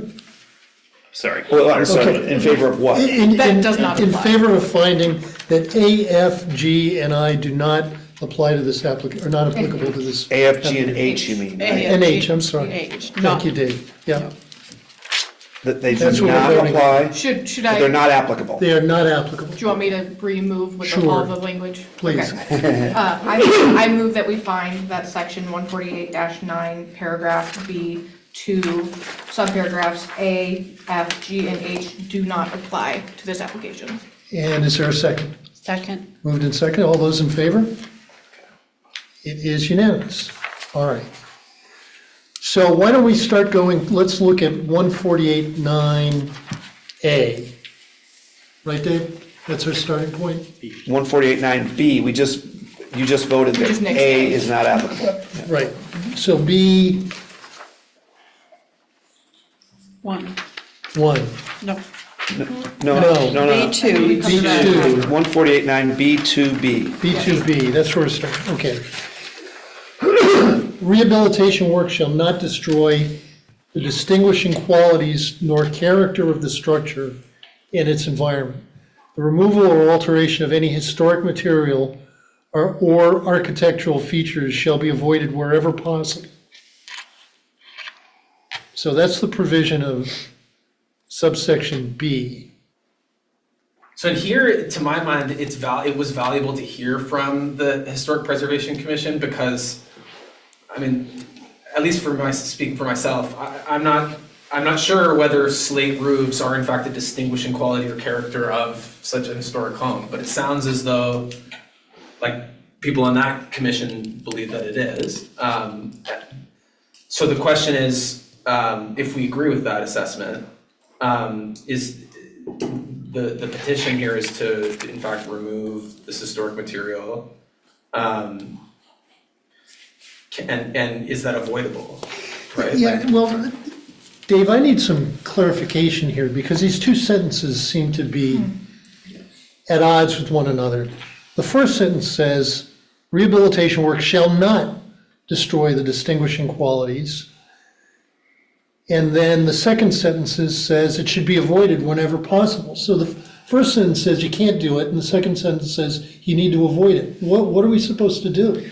I think the second sentence is meant to, Qualify the first? yeah, So the question before us is whether or not destruction of the slate roof, if it's a distinguishing quality, the removal of the slate roof. Yeah. right, Yeah. whether or not that can be avoided, if possible, right? And that's really what we're saying. I think it says the removal or alteration of any historic material or architectural feature shall be avoided wherever possible. So I guess The question is whether or not. one initial question is it possible And yes, clearly to avoid it's possible. the removal of this material, and if this material is considered historic material? So there's a lot there. First, we have to Yeah. find that This the is- slate roof is historic. And then second, we have to find out whether or not avoiding removal of it is possible. Well, you can take care of both sentences in your motion if you know what kind of motion you want to do. Well, you're right. But it's I mean, your job to I think come up we with a should- I think motion. we should have Yeah. one motion to address that one section, but I think there are two issues within that consideration, right? Yeah, there could be, you could read it to be more than two issues. Yeah, we probably could. In terms of destroying the distinguishing qualities or character of the structure or its environment. Yeah. And a slate roof is the character of a house and a historic home.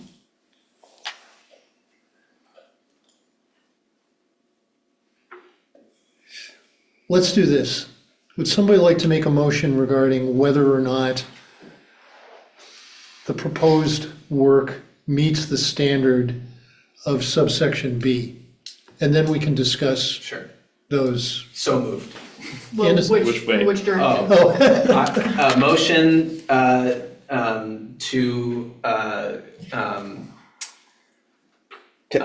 Can I suggest the motion Go be ahead. made in the affirmative? in the. yeah, Yeah, okay. so we can avoid, So in other words, the motion is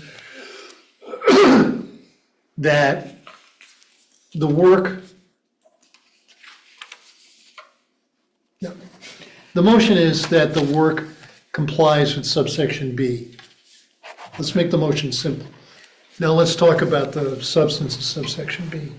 And let's start with whether or not the slate roof is a distinguishing quality. I feel like we wouldn't be here if it weren't. Yeah, I think it's undeniable. I think it's undeniable. It's a It's distinguishing undeniable. historical quality of the structure. Okay, Yeah. so then let's move on to the next question of whether or not removal or alteration of the slate roof can be avoided.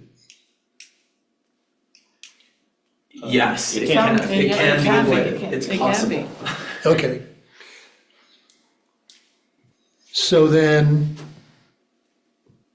any other discussion on that? I think we all agree.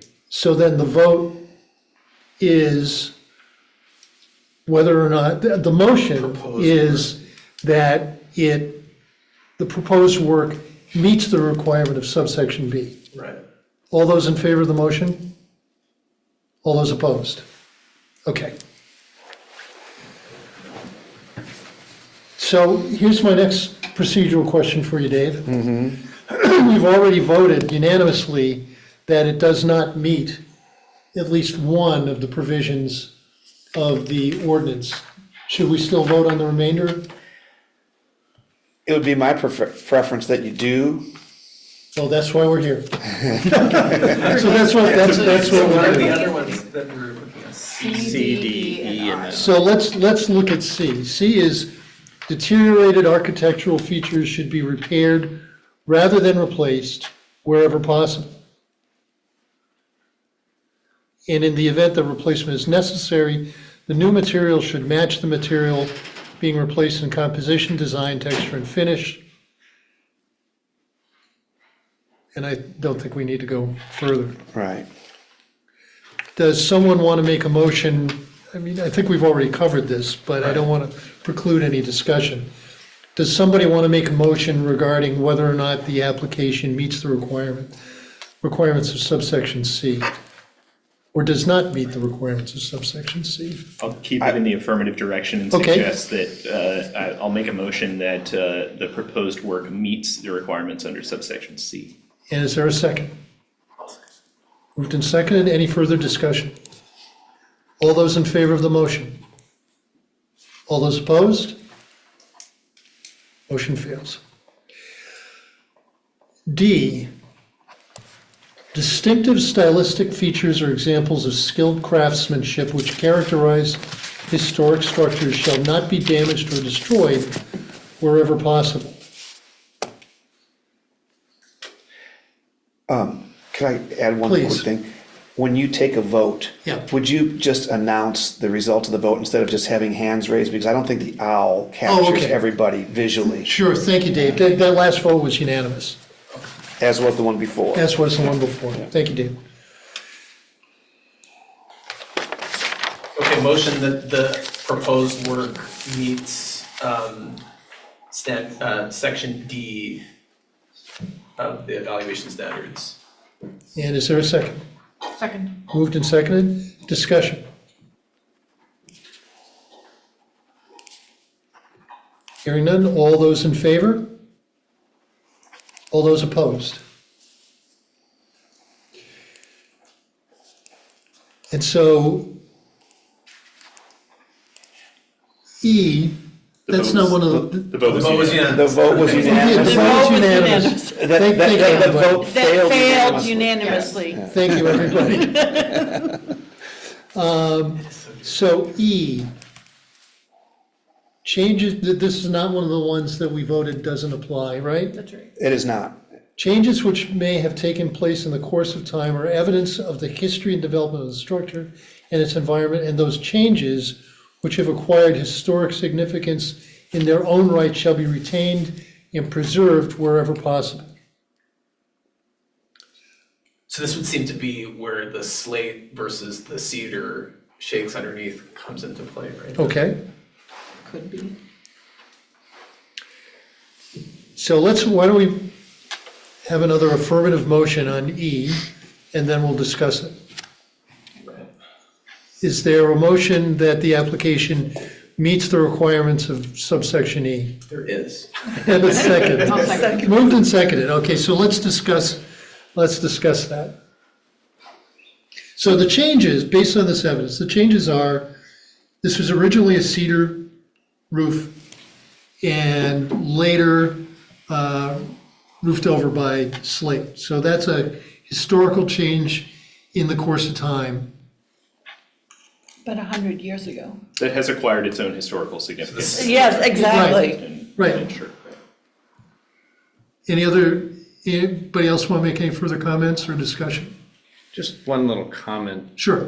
About this. So in 1950, when somebody puts vinyl siding up Yeah. over their thing, it now becomes a historical significance in the progression of I mean, I think you see where I'm going with that. It's just. For the asphalt, I Yeah, don't think it accounts for taste. yeah, No, it doesn't. taste or toxins or whatever, but wouldn't the continued progression be using, it's a similar product with similar aesthetic.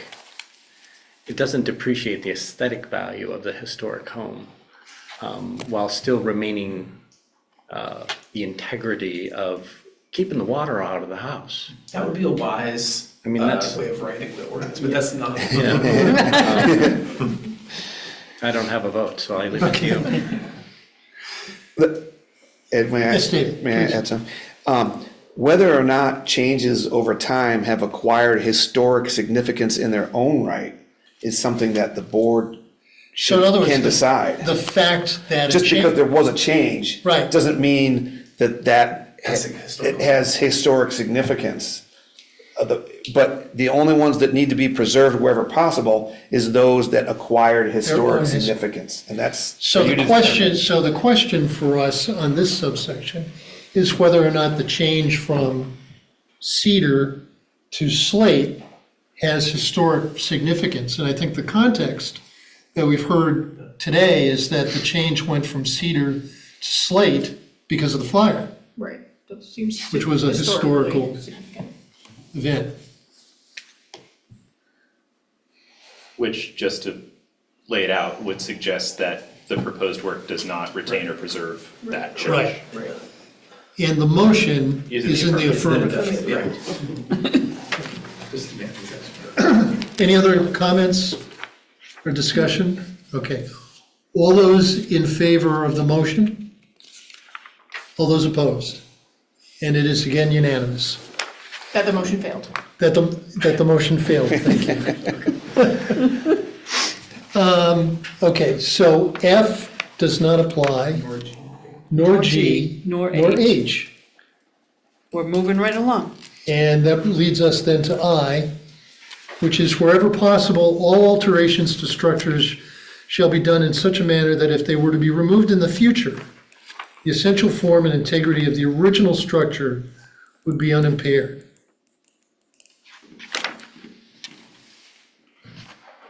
So why don't we make another motion in the affirmative and then discuss what this means? Bob, you wanna? Sure, I move to grant that the proposed work meets the standard laid out in subparagraph I. Okay. Second? I'll second. Moved and seconded. So what does this mean in this context? If you put So- asphalt shingles down, in the future, they could be removed and a slate could be put back on. Right? Isn't that what this Well, is essentially saying? the first part is certainly right, that in the future, that the asphalt could be taken down. And does that change or does that impair the essential form and integrity of the original structure? So in other words, if the asphalt shingles come out, does that impair the historic quality and integrity of the original structure? Rather than if the slate shingles come out, right? If the slate comes out, But if, Well, the alteration is to the asphalt sheet. Right, but the that's slate's the way I read gone. it, Yeah, that's right. the way. So the integrity's gone, because the slate's gone. see, I read this though as like like I'm thinking of the structure as a whole. If you don't replace the roof, the structure crumbles, right? There's gonna be all kinds of damage to it. So, the alteration is done in such a manner that the original structure, all right. So if the alteration itself is removed, and that's the okay. Right. Yeah, I mean, this is the way and I may be misreading this, but the way I'm reading this is the alteration of the structure here is removing the slate and replacing it with asphalt. That's the alteration. The specific question under I is whether or not if this alteration is removed, in other words, if the asphalt shingles are removed in the future, does that change the essential form and integrity of the original structure? I mean, you're right. We've already changed that by removing the slate, but that horse is already out of the barn as I read Right. subsection I. Yeah. The question is that if we approve this and something happens in the future, does that future event change the historic nature of the structure? So, okay, devil's advocate, if we have these high-end quality asphalt shingles, and the next person down the road wants to put 15-year shingles on, what's to prevent them because they've already had asphalt shingles once? Well, they'd still have to meet all of the Yeah. other, I mean, they're still subject to the jurisdiction of the HPC. So if they wanted to put on 15-year shingles, they'd still have to meet all of the other requirements. We may be reading this the same way and saying it differently, Ed, but I read this as if the alteration is both of those things, to remove the slate and add the asphalt, then if those asphalt were removed in the future, the essential form of the structure would be impaired because the slate Because was there's no removed roof. and you can't put it. Yeah, gotcha. I hear what you're saying, I don't know that that's what I think my thought was that the intent of this is that if you approve this, but there's gonna be some change in the future, for whatever reason, is that future change going to impair the historic nature? And I mean, I'm trying really hard and having a hard time to think of an example where that might be. This reads to me like, See, these guys have not. I appreciate that, but we've already closed the public hearing, so I we mean, this can't- reads to me like, can this thing be reversed? Yeah, That's how I. And that's how I do. it can't, You can't. unless there were new slate put on when the asphalt would be taken off in some way in the future. Once you're down to sheathing, you can start. We can do anything. Anything, right, exactly, Yeah. right. Yeah, but you're not gonna put slate back on. Right, I mean, the work on, itself is, plywood. It doesn't go on plywood. Well, you wouldn't be putting. But we have to that would replace be the with- slate, right? The slate, unless we're skeptical of that, but this, like, if the slate itself is deteriorated to the point that it has to be replaced, right, like it is crumbling, then, yeah, you put asphalt roof on. Is it impossible to take asphalt off and put new slate back on at a later date? Like, is that impossible? It's possible, yes, it is possible. In which case, like, if the question is, You know new what? slate's going on either Unlikely or way. unfeasible. You know what? I don't think we have any evidence in this record to vote one way or the other. All alterations to structures shall be done in a manner that if they were to be removed in the future, the essential form and integrity of the original structure would be unimpaired. If you put the asphalt shingles on there and remove them in the future, the original Yeah. structure is I think unimpaired. you're right. yeah, and if we are accepting that the current roof can be replaced with slate, then I think you're right, though, Ed, we don't actually We don't know. or at least I don't know. Yeah. Whether you could take the asphalt off and put the slate on, I think I that's mean, probably true if it can be replaced now, but. I mean, I think we're making an assumption that you've got, no pun intended, a clean slate to work with. I was hoping. You know, if you take the asphalt off, you can put on whatever you want. Right, Um, yeah, okay. But I don't know that we know that based on this evidence. I do. I know, Full confidence that, yeah. I know, but that's not part of the record, that's the Whether- problem. Whether you're stripping this roof and putting a new slate roof on, or you're stripping this roof and putting a new asphalt shingle roof on, you're gonna take it down to the same place, which is a firm sheathing to attach either of them to. I'm sure you're right, because that's my assumption as well, but it's not in the record. So, As a we're roofing bound. professional, I can't put it in the record? Well, the public hearing's already closed, I gotcha, and you probably shouldn't as a sitting member anyway. I gotcha. So I think the record's silent on it. At least that's my position. Anybody want to have any further discussion on this point? Then let's call for a vote. All those in favor of the motion that the application meets subsection I? We have one vote. All those opposed? It is, motion fails 4-1. So let's move on to, Dave, go If you're ahead. gonna vote on all the criteria, you would move on to 148.9A, just for one more, Gotcha. instead of leaving it out. Oh, backing up one. Capital Yeah. A. Yeah, that's what. So would someone like to make a motion, might as well keep making them in the affirmative, that the application meets section 148.9A? Sure. And a second. Second. Moved and seconded. All those in favor? All those opposed? Motion fails unanimously. So let's move on to subsection E, which is exceptional circumstances. And the ordinance says the commission may issue a certificate of appropriateness where the standards otherwise set forth in this section are not met, but where the commission determines that failure to issue the certificate would result in undue hardship to the owner of the property. Before the commission may issue a certificate under this subsection, the records must show the following.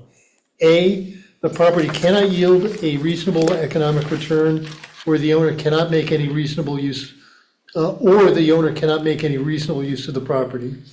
B, the plight of the owner is due to exceptional or unique circumstances and not to the general applicability of this chapter. And C, the conditions or circumstances which constitute the hardship were not caused or created by the property owner after an amendment to this chapter by which the property became subject to this chapter. In other words, Dave, correct me if I'm wrong, what C is saying that once the historic preservation ordinance was adopted, the property owner did not take any actions which caused or created the hardship. That's how I would read it as well. Okay. Can we start with C, because it seems like that's the, I'm gonna suggest you vote on all three. Yeah, we're gonna vote on all three. right, I'm just start anywhere you begin with want. the one whose answer seems clearest. Make your motion. Okay, well, yeah, I was just wondering if procedurally we can start with the last one, but. Sure. Okay, so, yeah, I move, that, the petitioner does meet, the condition laid out in, 1C. In that the circumstances which constitute the hardship were not caused or created by the property owner. Affirming that negative. Right. That's exactly it. Second? Sure, second. Okay, moved and seconded, discussion. I do have a point. Sure. That I'd like to make. Do we have enough, this might be a matter of opinion, in the record about what caused the condition of the slates? We don't necessarily know, or I don't know, was that the condition when the homeowner bought the home?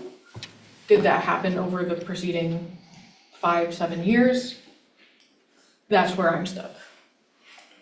I think it's very unlikely that damage to this extent of disrepair for leaks, it happened in anything other than the past 100 and how many years? 100 and we don't know. Could be 150, could be, it's at least 100, right? Or if we go with 1908 as probably the earliest, or slightly before 1908, when what year was the fire? 11? 11, I think. Okay, so 1908, that's what, 115 years, and we've heard in the record that a slate roof is 75 to even as much as 150, and we could be approaching that 150 now. I think it's unreasonable to think it could be any time in the past 5 years to cause that. Well, I'm not thinking in terms of they all shattered at once, right? Mhm. But I'm not familiar with the maintenance involved in a slate roof, but it sounds like with regular maintenance, you may not get to a point where the whole roof needs replaced. Right. And so that's what I'm thinking of as the condition or circumstance. It's not necessarily damaged slate. It is the condition that requires wholesale replacement. I just don't think the homeowners owned the home long enough for like negligent. Sure, or yeah. Like a Agreed. negligent use of the home to have, Yeah. to cause it to deteriorate to the point Right. that the whole roof needs to be replaced. Yep, Especially where it's a Completely. layover as well. Yeah. I mean, it's got, the cedar shingles are probably, but at least, the cedar shingles usually last 25 to 50, so you're probably another, what year is the house? So my slate roof is 165 years old. And it's in excellent condition. It's serviced yearly? About every 5 years, we have it maintained. And it doesn't cost that much to maintain it. And we have a couple leaks, but that's usually because one of the nails came out. And so we have somebody come and fix the nails. But that's minor. Right. Because you've been doing it along the way and it's, the regular Well, maintenance everybody of who's it. owned this house is Right, maintained. Right. But what if you bought your house when the slate was already really deteriorated? And it was through no fault of your own? And it was a right? layover, right. right. Any further discussion? All those in favor of the motion? All those opposed? Robin, I'm going to you're abstain going to from that. abstain? Okay. Motion passes 4-0 with one abstention. Ed, I don't think you can abstain from a vote. Then I vote no. Okay. Okay. Motion passes 4-1. Let's go to subsection A. The property cannot yield a reasonable economic return, or the owner cannot make any reasonable use of the property. Why don't we, again, start with a motion that the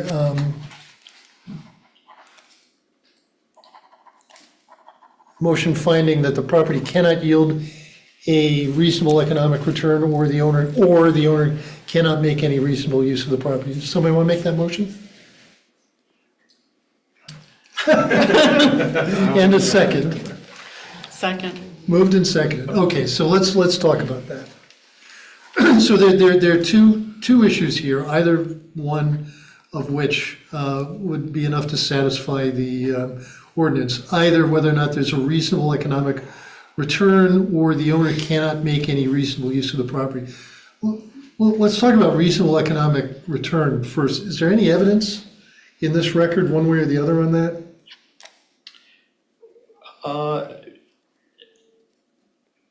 I'm interpreting the property owner's statement about the cost of the replacement in the $200,000 range being an argument about that economic return. I will then go ahead and append my statement to say I don't feel there's sufficient evidence in the record beyond that statement that there are no companies that could do it, or that we don't even that 200,000 isn't even a contractor's estimate, because according to the record, no one was willing to provide one based on the couple of people that he talked to. So that's how I understand the evidence in the record. Anybody else want to make any other comments or discussion on the economic return issue?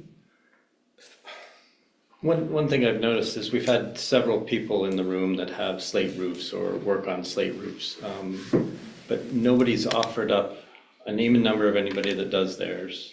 Nobody's offered up quotes from their business of what ballparks anything would be in. Why is that? Well, there's been two names that have been floated, Right, but one's one's dead deceased and and one's no longer is doing it. retired, He right? was 60-something years old, if I understand correctly, and not willing to take on a complete replacement. Any other, just, go ahead. Laura. So explain a yes vote. That would be finding that that standard is met, that the property cannot yield reasonable economic return, Or cannot make any reasonable use of the property. Okay. Right. So do we, yeah, I guess, so are we interpreting reasonable economic return as like, if the owner was to sell, but replace the roof? Or like, what, like, how are we, Yeah, I mean, it's, like, assuming the house is an asset? Right, Yeah. we're back to the points I was trying to make earlier, that where's the line, where's the financial line? That the financial hardship is too much on a homeowner to keep up with the historic preservation of something. You know, if you've got gold downspouts, I mean, how do you continue to have? I think to some degree that is an issue of the drafting of the ordinance and not necessarily something we can address in this tribunal. So I think that's part of the political process and not necessarily something that we can address, because all we have to work with is what the ordinance provides for. Unless the ordinance violates the Constitution, which guarantees Which is also not someone- something we do in this tribunal. Well, that's something as Americans we should always do, because any rule, law, or ordinance that is in violation or in opposition to the Constitution is unenforceable by nature. well, I think you're talking about a couple of different things.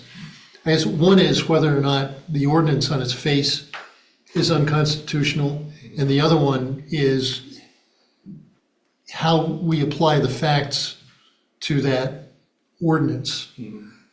I mean, the ordinance language is pretty universally used.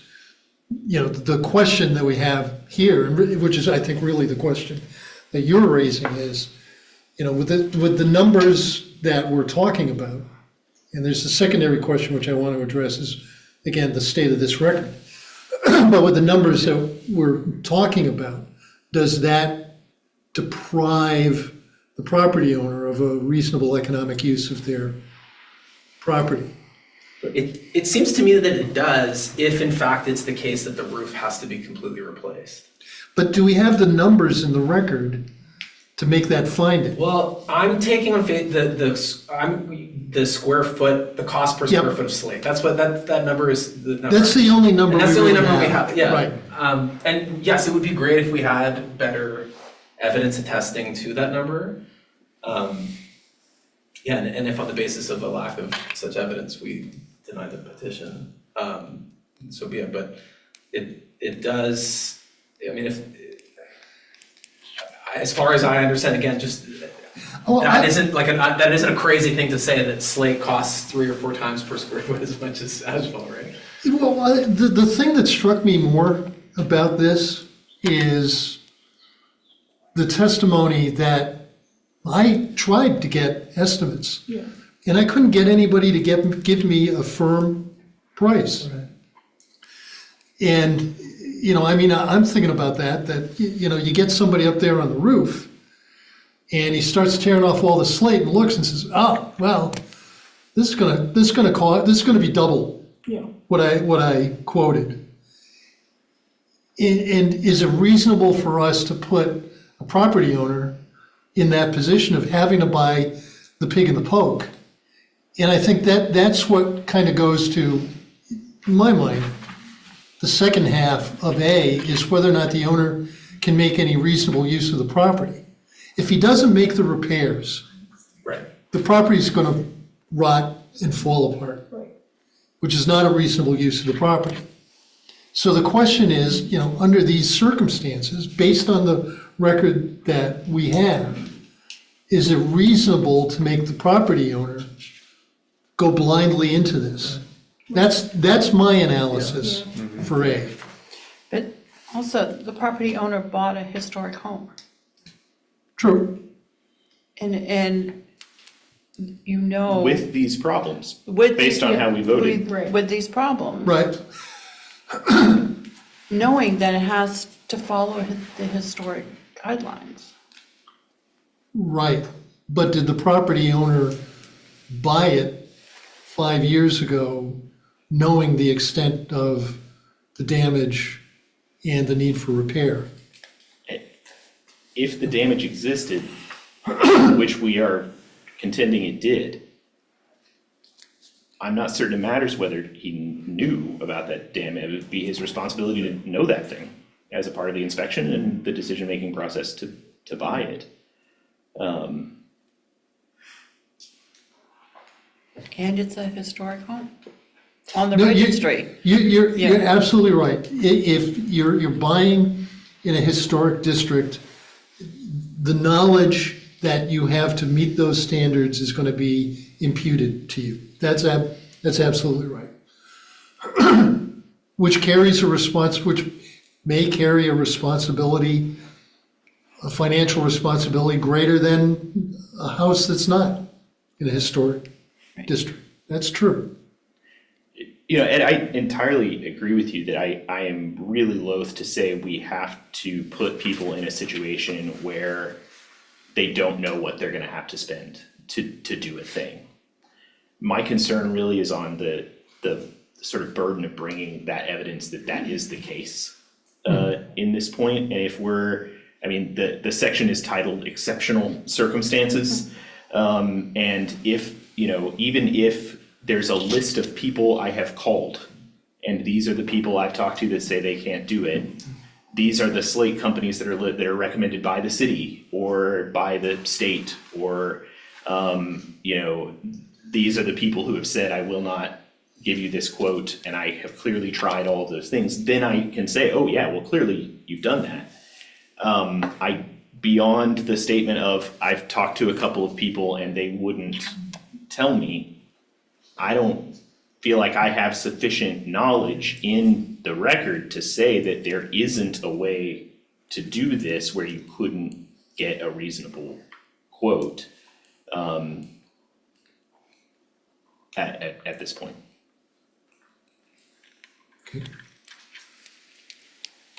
Further discussion on subsection A.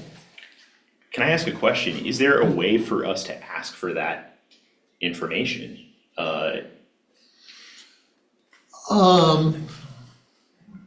Or to provide the homeowner the opportunity to enter that evidence into the record? I suppose we could, well, We could approve. we could give Mr. Farren the opportunity to withdraw and resubmit. I suppose we could do that. Withdraw the appeal? Yeah, and then resubmit a new application. I mean, that would be within our power It would be, yeah. to do that. Yeah. So we could do that. I don't know if And consent to the board's not making a decision within the amount of time that it is required to do so. well, if it's withdrawn, then I don't think. Well, if it's withdrawn, that's Yeah, right, that's then right. We don't have to worry about Yeah. the time limits.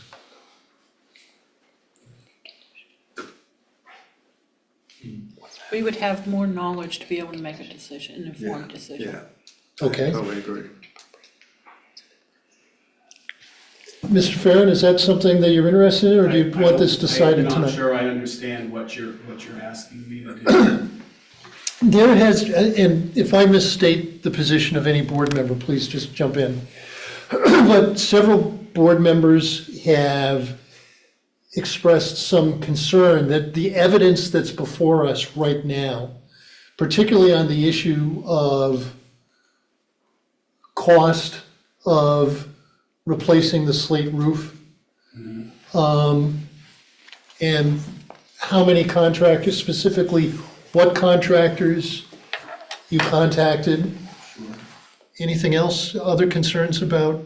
Been trying to get an estimate of Yeah. what it would cost. Yeah, So as I mentioned, none of them would give an estimate. They would give nothing in writing. They would offer no writing. They would, that was it. That was the most frustrating part. It was write us a blank check. We'll come, as you mentioned, we'll strip things off and we'll throw you a number then. Could he come up And to it the podium? became, but yeah, having. Up oh, to the would you podium. come up to the Sure. podium, Mr. Farren? Yeah, so as I'm saying, with no one willing to give anything in writing, I had nothing to go on and I couldn't operate that way. If you look at the tape from when I was at Historic Preservation, Mr. Whitecamp's company themselves, after saying that asphalt starts at $900 a square foot, whereas Smith Builders, who I use, told me it starts at $600, and they're probably the most reputable roofing company in the area, said they start at $600 and end at $850 for asphalt. Never do they charge $900 a square, which they claim that asphalt starts at.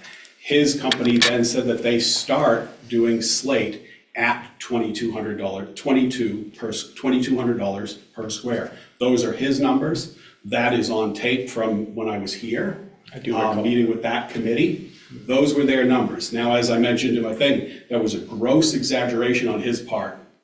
He can say it's his coworkers or whatever, it's his company. He said that asphalt starts at $900. It starts at $600. He grossly exaggerated the cost of asphalt. So we can only then assume that if he is going to grossly exaggerate that, he's going to grossly Well, undervalue. I understand But your according to issues. his prices here, so let's say he claims that his claim is that slate starts at $2,200 per square. How many squares are roof? So, but we're asking you that before we make a final decision tonight, Yeah, are you willing to withdraw and go and get an estimate for us? I don't know And if come I back. can. Ed, could I speak for a minute? Yeah, please. I've tried so many times. Withdrawing the appeal, I mean, he's required to appeal within so many days of the HPC decision. Oh, So that's this right. would be You'd have more to- like You're right, Dave. You'd have to his go back to the consenting to a HPC and start over. continuance of your proceeding and also consenting to the fact that the board's supposed to make a decision within It is. 60 days of his filing the application. So it would be, rather than him withdrawing the appeal, it would be Yeah. a continuance You're of right. this hearing. And him And a consenting to the, reopening of the record. and, yeah. The record has been closed, but, Yeah. but you could move that it could be reopened if the applicant were to consent to a continuance of the matter to another time. So I don't think withdrawing the appeal is. You're right, Dave, is- you're right is about that. Yeah, A possibility. Believe me, if there were anybody in this room who would like to see an actual estimate of what it was going to cost me to do that roof, I'm the first person who would want to see it, but unfortunately, it was not. No one would provide it. And as Mr. Whitecamp said, they're already booked out well over a year. My house probably isn't gonna survive another year with the roof the way it is. The leaks are getting worse, rain in this area is getting worse, the roof is crumbling, pieces are continuing to fall off and lift. Winter coming now, it's only going to get worse, and Okay. unfortunately, it won't make it another year. Thank you, Mr. Farren. Thank you. Can I ask a question, just sort of? Oh, yeah, by all of means. the record, and then maybe of Mr. Farren, if it's Sure. not in here. Is there, I see the estimate now, thanks Rob, for the 2,200 square in terms of the slate. Is there an estimate for what the installation of the asphalt will cost? Was it in the packet from the company packet, maybe? Oh, yeah. Did we have the gap estimate, the number for the asphalt I thought you shingles? put down.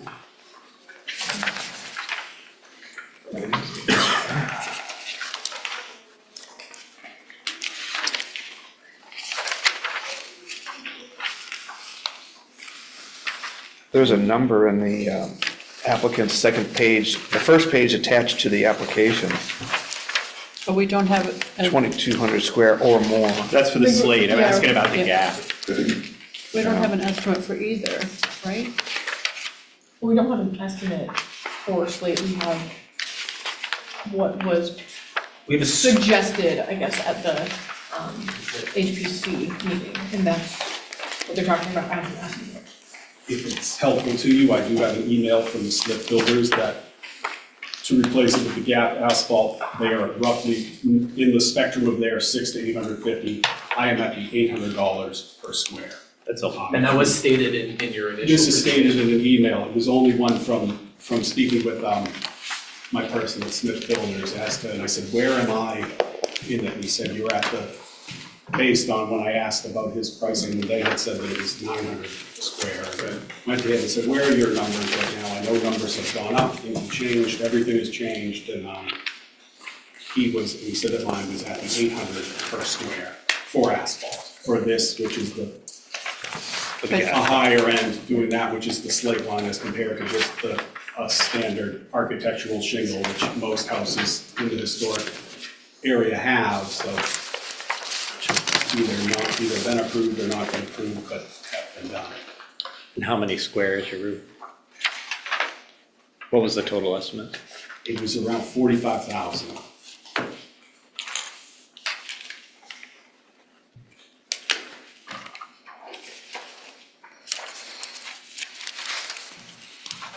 So with that clarification, what I understand now in the record is the best evidence that we have is the gap is the slate costing, if it can be done, approximately 3 times as much. Yeah, or more, yeah, because that's their starting prices. So who knows? Okay. Yeah, Thanks. Thank you, Mr. Farren. you're welcome. That would put at 90, at 2,200, that would be 115,000 for the slate, So, starting no, don't be sorry. at. Oh, starting, I'm sorry. Okay. And as we know from my neighbor who had his done twice with slate, that his original estimate ended up, they then wanted double, done for double, and it had to be ripped off and redone anyways. Okay. So, further discussion on subsection A?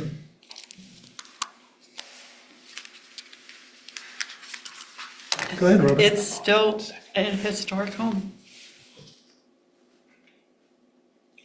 Anything further? Then let's have a vote. All those in favor that the property cannot yield a reasonable economic return or the owner cannot make any reasonable use of the property? All those in favor? All those opposed? Motion fails 3-2. Subsection B, the plight of the owner is due to exceptional or unique circumstances and not to the general applicability of this chapter. Do we need to vote on this though? If we, Yeah. We should. Dave would like Yeah, us we to should. vote on it. I even want one more vote at the end. I understand, Yeah, we will, yeah. yeah.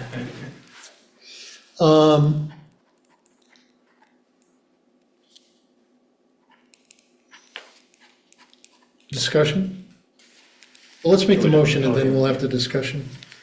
Jordan, think. Yeah, sure. I move that it meets, the proposed application meets subsection B of the exceptional clause. Second? Moved and seconded, so now let's discuss it.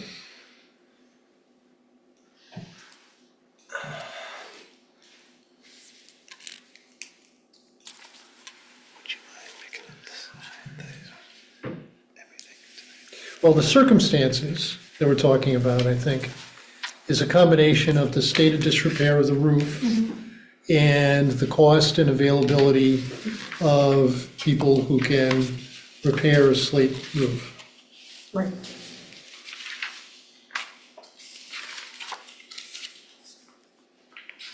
And it's tricky because those don't seem to be exceptional or unique circumstances. They seem to be. I think they can be unique in the sense of, it's hard to come by contractors for slate roof wholesale replacement. And it's unique to have a property where the slate roof is in such disrepair. I think those two things together make it more of a unique or exceptional Okay. circumstance. Yeah. As opposed to the general applicability of the chapter. How do you interpret that in this Yeah. context? Because that's what gets me is the general applicability of this chapter just, are we talking in terms of the historic preservation of homes? I think that's what it's aimed at. I mean, it seems, the intent of the ordinance is not to have somebody come forward and say that I should be excused from the applicability of the historic preservation ordinance because it's just too hard. Right. It's just Right. too hard to keep up, a 150-year-old house. That goes to your point, Robin, tough. You bought a house in a historic district, you have to take on the responsibility of maintaining it. I mean, I think that's what the general applicability of the chapter Right. means. Right. It shouldn't apply, somebody shouldn't get a free pass because they. It's cheaper to, yeah. Because, I could live a lot cheaper on Outer Union Street.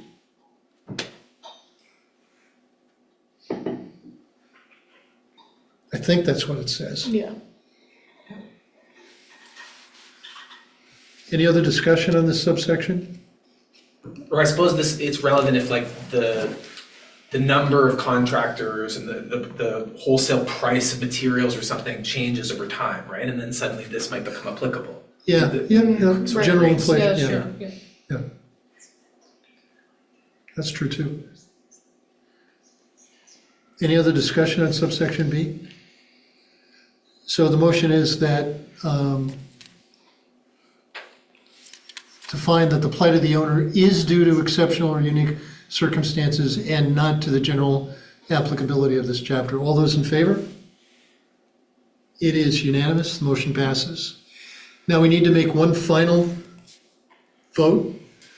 Does someone want to make a motion that the applicant has failed to meet the standards of the exceptional circumstances set forth in subsection E?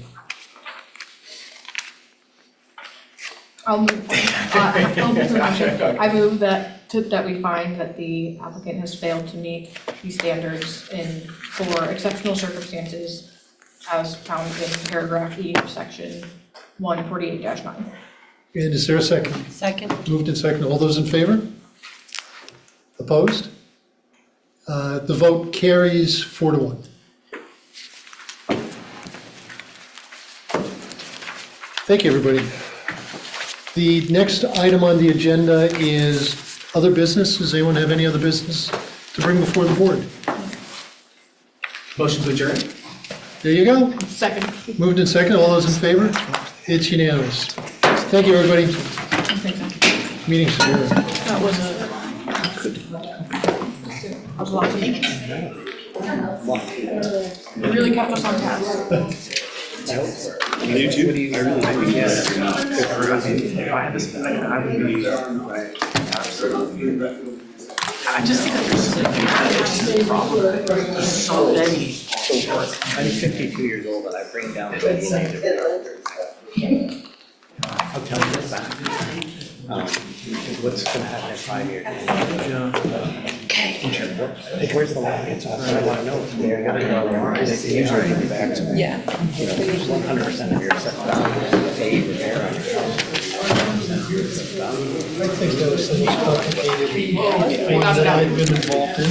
Definitely the most complicated. I'm gonna. But that's There was another one. Okay.